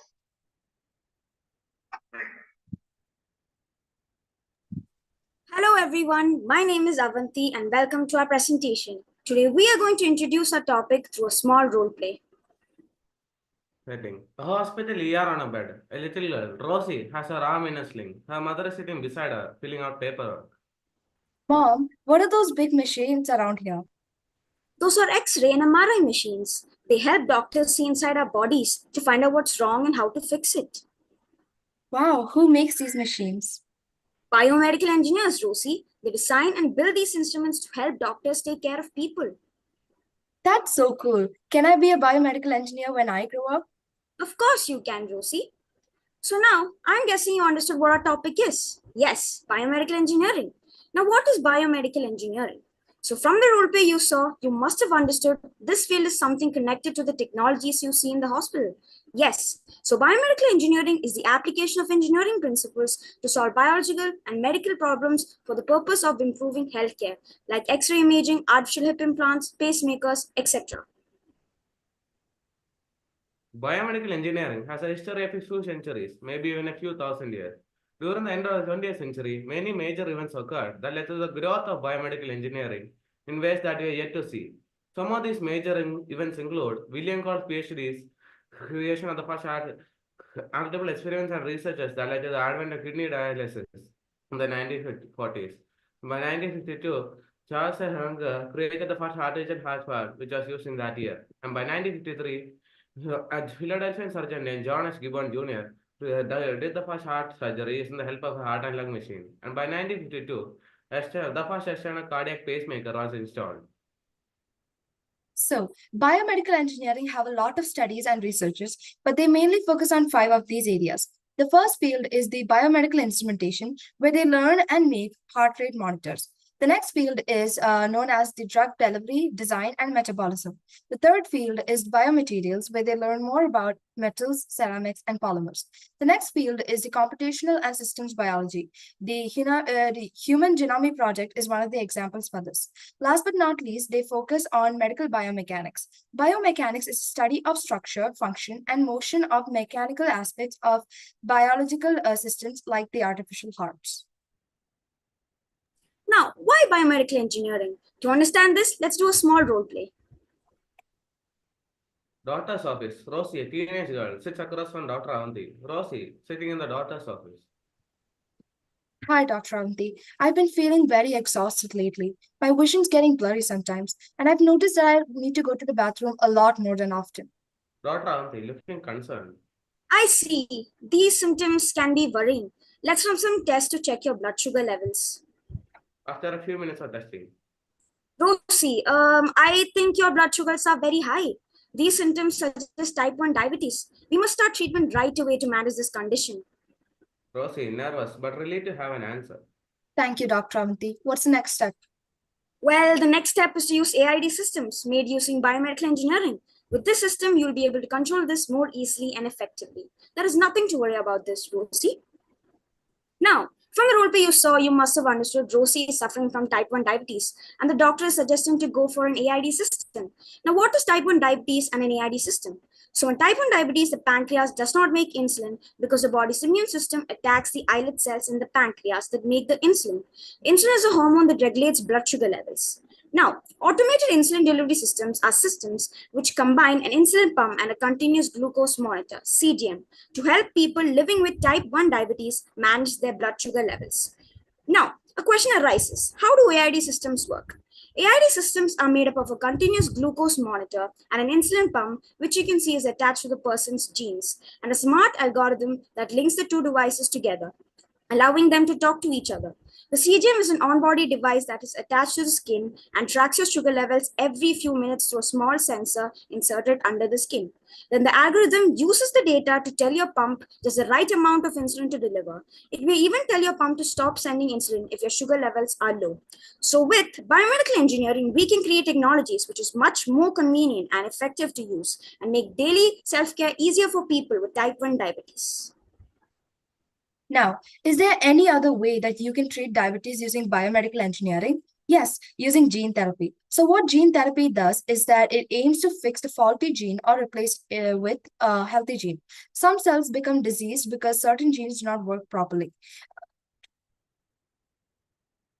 Because some of these cells become diseased because of the certain genes that do not work properly or no longer work at all.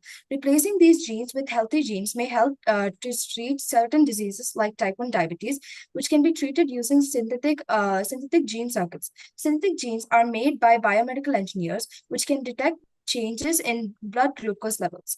Typically, these circuits use glucose-sensitive promoters or proteins that activate gene expressions in response to glucose concentrations. By now, I'm sure that you understood what is biomedical engineering, but I'm still going to explain it along with some of its uses.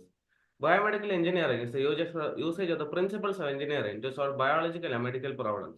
Some of the uses of biomedical engineering include creation of prosthetics from dentures to artificial limbs, usage in medical imagery from such as MRI scans and X-ray images, and creation of implantable devices like drug delivery. Now, about the future. As our country is expanding its healthcare systems and as much more technological advancements are increasing, we can say that biomedical engineering is going to be a prominent and important field in the future. With AI, we can create more technologies and instruments leading to a safe and bright medical future. In conclusion, we can say that biomedical engineering is not just an application of engineering, but also a field that could help and change millions and billions of people's lives. Thank you for listening.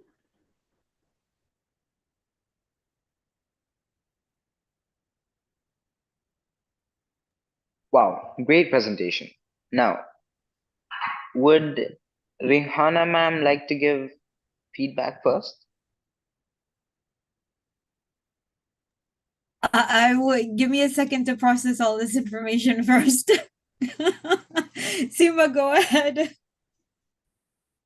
Yes, I know. Avanti, Rosie, and Ajay. Yeah, it was too much for us to process. But yes, whatever I understood of, it was more like, you all are promoting the bioengineering thing, So are you all three of you all, thinking of pursuing the same biomedical engineering? Because you know a lot of it. You have really researched a lot. All three of you are planning to do that? And you all are promoting it too very well. Yeah. Now, before Rihanna ma'am, she tries to find out few technical questions for you all. What I would like to suggest, I would advise something, for you all, that when you are presenting a PPT, or any presentation, as a matter of fact, you need not have a lot of text on it, because then it's a pain for you to read through everything. What I would suggest is, this is not only for you, this is for all the participants out here, for all the 8 groups, that you could then just have pointers, and then you could speak on that, which also makes the audience understand that you're not just reading, but you know a lot about it. Okay, that's the one thing. So only shoot down the pointers and you talk on it, so that the judges, or whoever is listening to you, or the people sitting out there who are trying to reach out to you, they know that you know everything about what you are showing it to them. Yeah. Okay. So what was your individual percentage of contributing for this research? Was it only Avanti? Was it only Rosie? Was it only Ajay? Or was it a combination of all three of you? And it was a teamwork. Ma'am, for each of our individual slides, we did it by ourselves. The research. I'm sorry? For each of the individual slides, we did it by ourselves, the research. Yeah, we were given topics and we researched separately, like we assigned topics to each other. and then And we gave some helpful pointers to others also. yeah. Good, very nice, very nice. I was quite impressed by, there was a lot of information to get digested, but very good. I'm sure that you all must have worked really hard to get so much of it. All the best Yeah. and congratulations. Thank you, ma'am. Thank you, ma'am. All right, Rashmi ma'am, would you like to give your feedback? Yes, Avanti, Rosie, and Ajay. I just want you to know that your project had, having that deep exploration of how technology can revolutionize your healthcare industry. So I was having this question running at the back. It came in between for some other project as well. But can you tell me whether this medical engineering, how has this contributed in the advancements of equipments and technology that you use in, Paralympics, the athletes who are in Paralympics? Yes, yes. So how has biomedical engineering contributed in that field? Ma'am, biomedical engineering has created like a lot of devices which can help treat a lot of diseases and cure a lot of problems. In athletics, I think prosthetic limbs, like when a person loses their legs, using biomedical engineering, you can like fit a prosthetic leg. And we can see a lot of runners in the Olympics, like using prosthetic limbs in running, which is really encouraging. So that is, yeah. Right, thank you. You mentioned about using the tissue to build the parts. Can that also be a part of, something to do with it? Tissue. You mentioned about using the cells or tissues of our body to recreate a Cell, part. cell engineering. That is also that will also be used. All right. Yeah. All right. Thank you.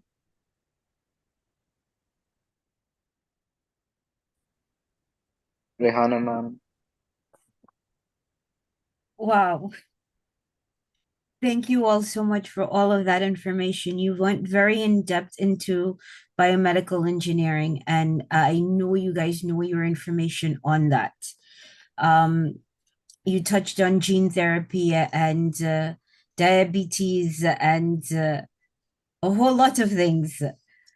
If you had to choose one specific area to focus on in biomedical engineering, and this question is to all three of you individually as well, what would that be?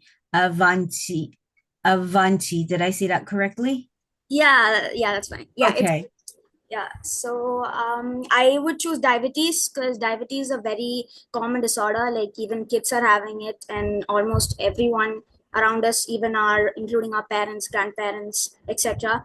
And I think I choose diabetes because my grandmother is a diabetes patient. She got like type 1 diabetes like from a very young age, and I see her like injecting insulin daily, and which is really stressful for her and very painful, and she sometimes even forgets to do insulin, so which is kind of dangerous. So if we have like biomedical engineers create devices which can really help with treating diabetes more efficiently, then it's very nice. So I think diabetes is like one of the disorders which I would like, biomedical engineers. So extensive research already. You know the technology and the devices that are readily available to treat diabetes. Now, using that information, and once you pursue your career in biomedical engineering, what can you do, or what do you see yourself doing to make a difference or to change and make these devices better? Or which device? Like I mentioned AID systems which uses CGM and an insulin pump. So basically CGM is an on-body device which you like stick onto your arms, and you have an insulin pump. So like most of the people like don't want an on-body device on their body like throughout. So I would like want to create a device that would like not disturb the people like in any way, like cause an irritation on their body. Something that is very easy to carry, and something that's more effective, I think. Very good. Rosie, Yes. so based on all of the information and all of the technology that you guys have presented, choose one specific area that you would like to focus on in biomedical engineering. I would also choose diabetes, as I know a lot of people with diabetes, like my grandmother. She also goes through diabetes. I see her take insulin, and I hope that we find a lot more of like devices that help them with the diabetes. Okay, thank you. Ajay?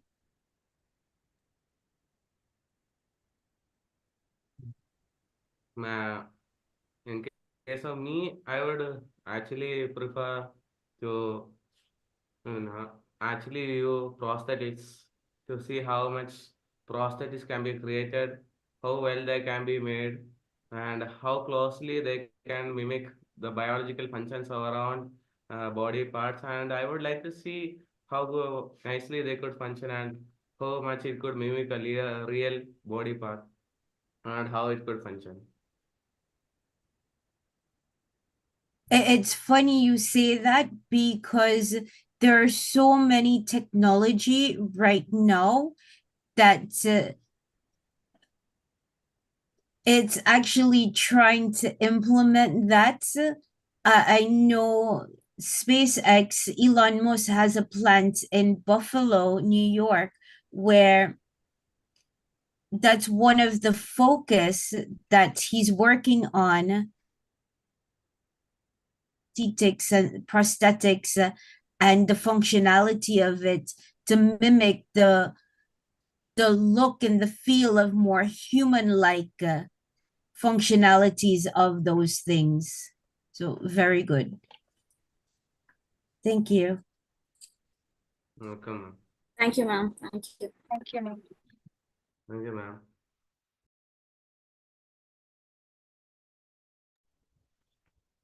Well, ladies and gentlemen, as we conclude this remarkable event, we reflect on a day with knowledge, inspiration, and incredible achievements. Today was not just an event, but a journey of learning and discovery. We witnessed the brilliant minds of our students, the insightful guidance of our judges, and the unwavering support of everyone involved. Now I call upon our special guest, Rashmi ma'am, to give us an overall feedback for all the projects showcased here. Good evening, everyone. First of all, I'm truly honored and I was so excited to be here today, witnessing all the remarkable talents and your creativity that is showcased in this competition. I was filled with admiration to see, I could see grade 5 child and grade 11 children participating and speaking so confidently. You had that the depth of knowledge, you had innovation within your projects. And throughout each of your remarkable presentations, one thing that I noticed was that power of collaboration, how well you have collaborated with each other, your teamwork, because as a single, as alone, I can do very little, but as a team put together, you can actually achieve a lot, much more. And also, I want you all to know one thing, that science is a great helper, but a bad boss, okay? So just don't forget that. So let us use technology to make our lives better, not let it control us. Keep that one thing in mind. And thank you for allowing me to share in this inspiring experience. Congratulations to all the participants for your outstanding work. Winning is not your motive, okay? Don't stop learning. Don't stop researching about all these things. Keep learning more and more. You don't have to be a participant. You don't have to wait for such competitions. You have to do self-learning and find out about all these topics, okay? All the best once again to all of you. And congratulations to each and everyone who was a part of this particular competition. Thank you. Thank you, ma'am. Now I call upon Seema ma'am to share a few words. I'm sorry. I just wanted to thank Mikita and Karthik for being such a lovely host for this today's event. Thank you. Seema ma'am? Indeed. Mitika and Karthik, both of you all did a lovely job. Yeah. So congratulations to both of you too. And what do I say? I think I've gathered, this amazing knowledge of what you youngsters have put across. And, I'm very glad to know that this generation, you all are born in this technology generation, and the way you know it so well. And, when we asked you about how will you use it, you are so sure about how you're going to use it for the future. And I'm sure that with this generation coming, our future is secured. And just like Rashmi ma'am said, never allow ഇങ്ങനെ the AI ഇരിക്കണ്ടേന്ന് or the technology to boss ഇങ്ങനെ you. ഇരുന്നിട്ട് ആകത്തില്ല. I'm sorry. Okay, all right. Yeah, it was a mistake by Karthik. So it was amazing, and all the best to everyone. And of course, you all are winners. You must have just missed it by a mark or two, I feel. But all of you are winners, and you all did a fantastic job. All the best for your future, and congratulations. Thank you. Thank you, ma'am. Rihanna, ma'am, you can share a few words.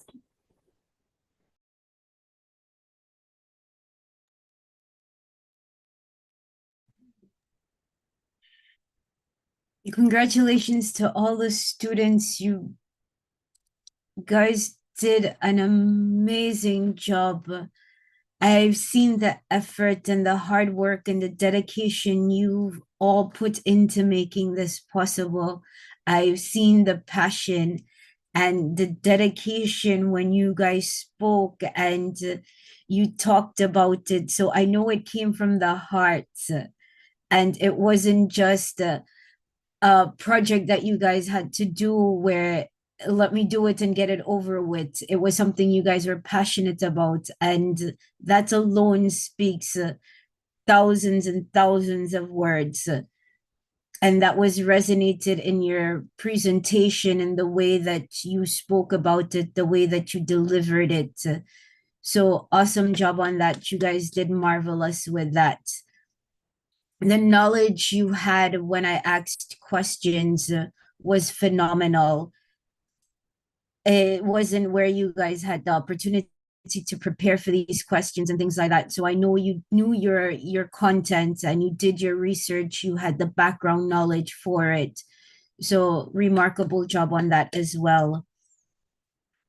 Ajay, you have put me in a position where this is one of the most difficult decisions I'm going to have to make. So I don't know what to say other than it's been an honor to be among such remarkable children, to see what you guys can create from 7th grade all the way up to, I believe, 10th grade, correct, was the highest grade level. So from 5th grade to 10th grade, it's just 11th grade. truly, I'm sorry? Until 11th grade, man. 11th grade? I apologize. So from 5th grade to 11th grade, truly remarkable projects, knowledge, wealth of knowledge. It's been a remarkable morning to spend the past 2 hours with you guys. Truly blessed, truly grateful for this opportunity. You guys have no idea how much I have enjoyed it, how much I appreciate it. You guys made my morning truly, truly, truly remarkable. So thank you. Thank you for that.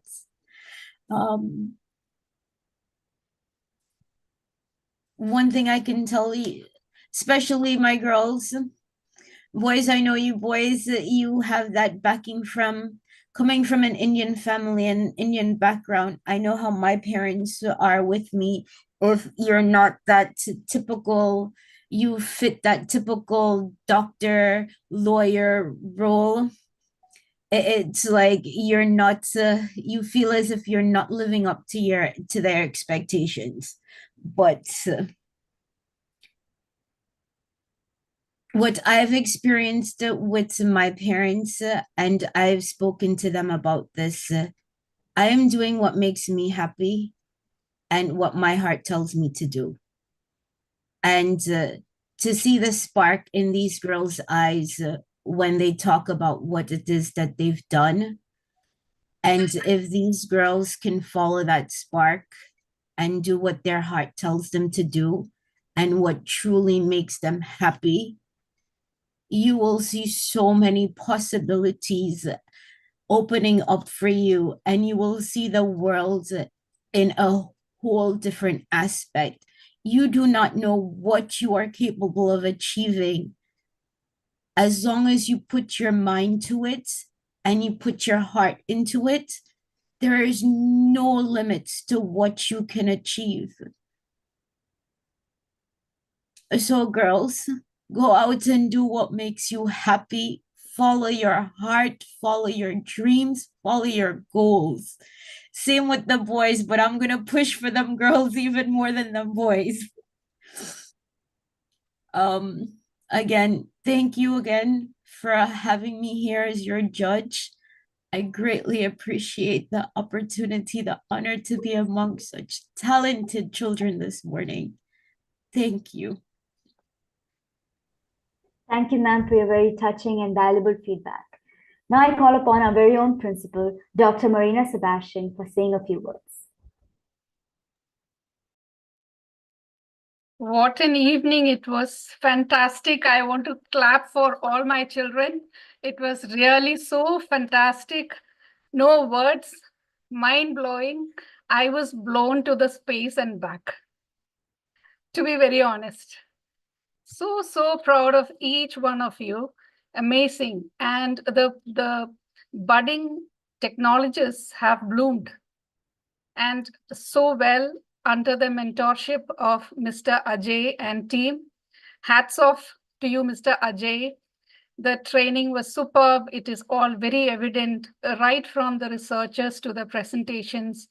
And what I personally enjoyed most is how they defended themselves, because that matters the most.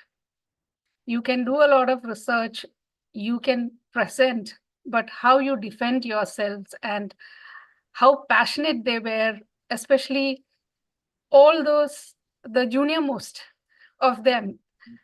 You know, they were so fantastic when they wanted to come out with their sincere opinions on things, and that shows that in the future, what is in store for us, the next generation, how involved and how passionate they are.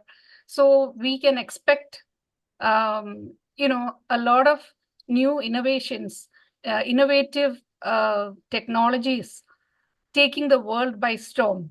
It happens from a small, very small dot, and it can explode to a dimension that we cannot imagine. So it all starts with something very little, very simple. And what we saw today was just the beginning of it. I'm very sure all the participants here, it has touched them. A chord has been touched at some point or the other throughout the researches, throughout the practices. Now, I've been hearing about the online sessions, though I haven't personally attended the session because I didn't want to, in fact, do that, you know, intrude and see what's happening. So I waited till the last, and I'm not disappointed. I'm so proud of my children here doing so well. And yes, Mr. Ajay, you trained them so perfectly. And the dear judges who came today, Rehana ma'am, Seema ma'am, and Rashmi ma'am, so happy to hear from you, and so happy the way you interacted with our students. You were so passionately doing that, following each word that they have spoken about, and asking all relevant questions, and never made it difficult for them. And at the same time, you gave them their due, and that made a whole lot of difference in you know, building up the confidence of the little ones. It matters a lot. and the team behind it. Again, I'm so happy and thankful for this opportunity given to the school. And Sylvia is there. I can see you. Thank you so much, Sylvia. Gio also is here. And Mikita and Karthik. Fantastic. You did a great job as anchors. It was really good. I enjoyed it a lot. I did not, I was not aware about the time passing by. Great show. It was really lovely and fantastic. And congratulations to each one of you. For me, all of you are winners. The presentations were marvelous. It is not about the winning or the prize. It is about what goes behind it, the making of it, and the confidence and the new learning that happens along that matters. So thank you all so much. And once again, thank you so much to all the judges. Thank you. Thank you, ma'am, for your kind words. Kudos to all the participants who have truly amazed us with your innovative ideas and presentations. Your dedication and creativity shine brightly, and we look forward to seeing what you will accomplish in the future. Now, from the bottom of my heart, I would like to thank the judges, our dear guests, and even more, our dear principal. But let's not forget the students. You have truly amazed me. I did not expect this competition to be so great. And for all the participants, please remember that the results will be announced within 2 to 3 days. So please try to be patient. We extend our heartfelt gratitude to the school management, teachers, and all our well-wishers. Until next time, we wish you all the very best. Please keep dreaming, keep innovating, and keep making a difference because you do. Thank you.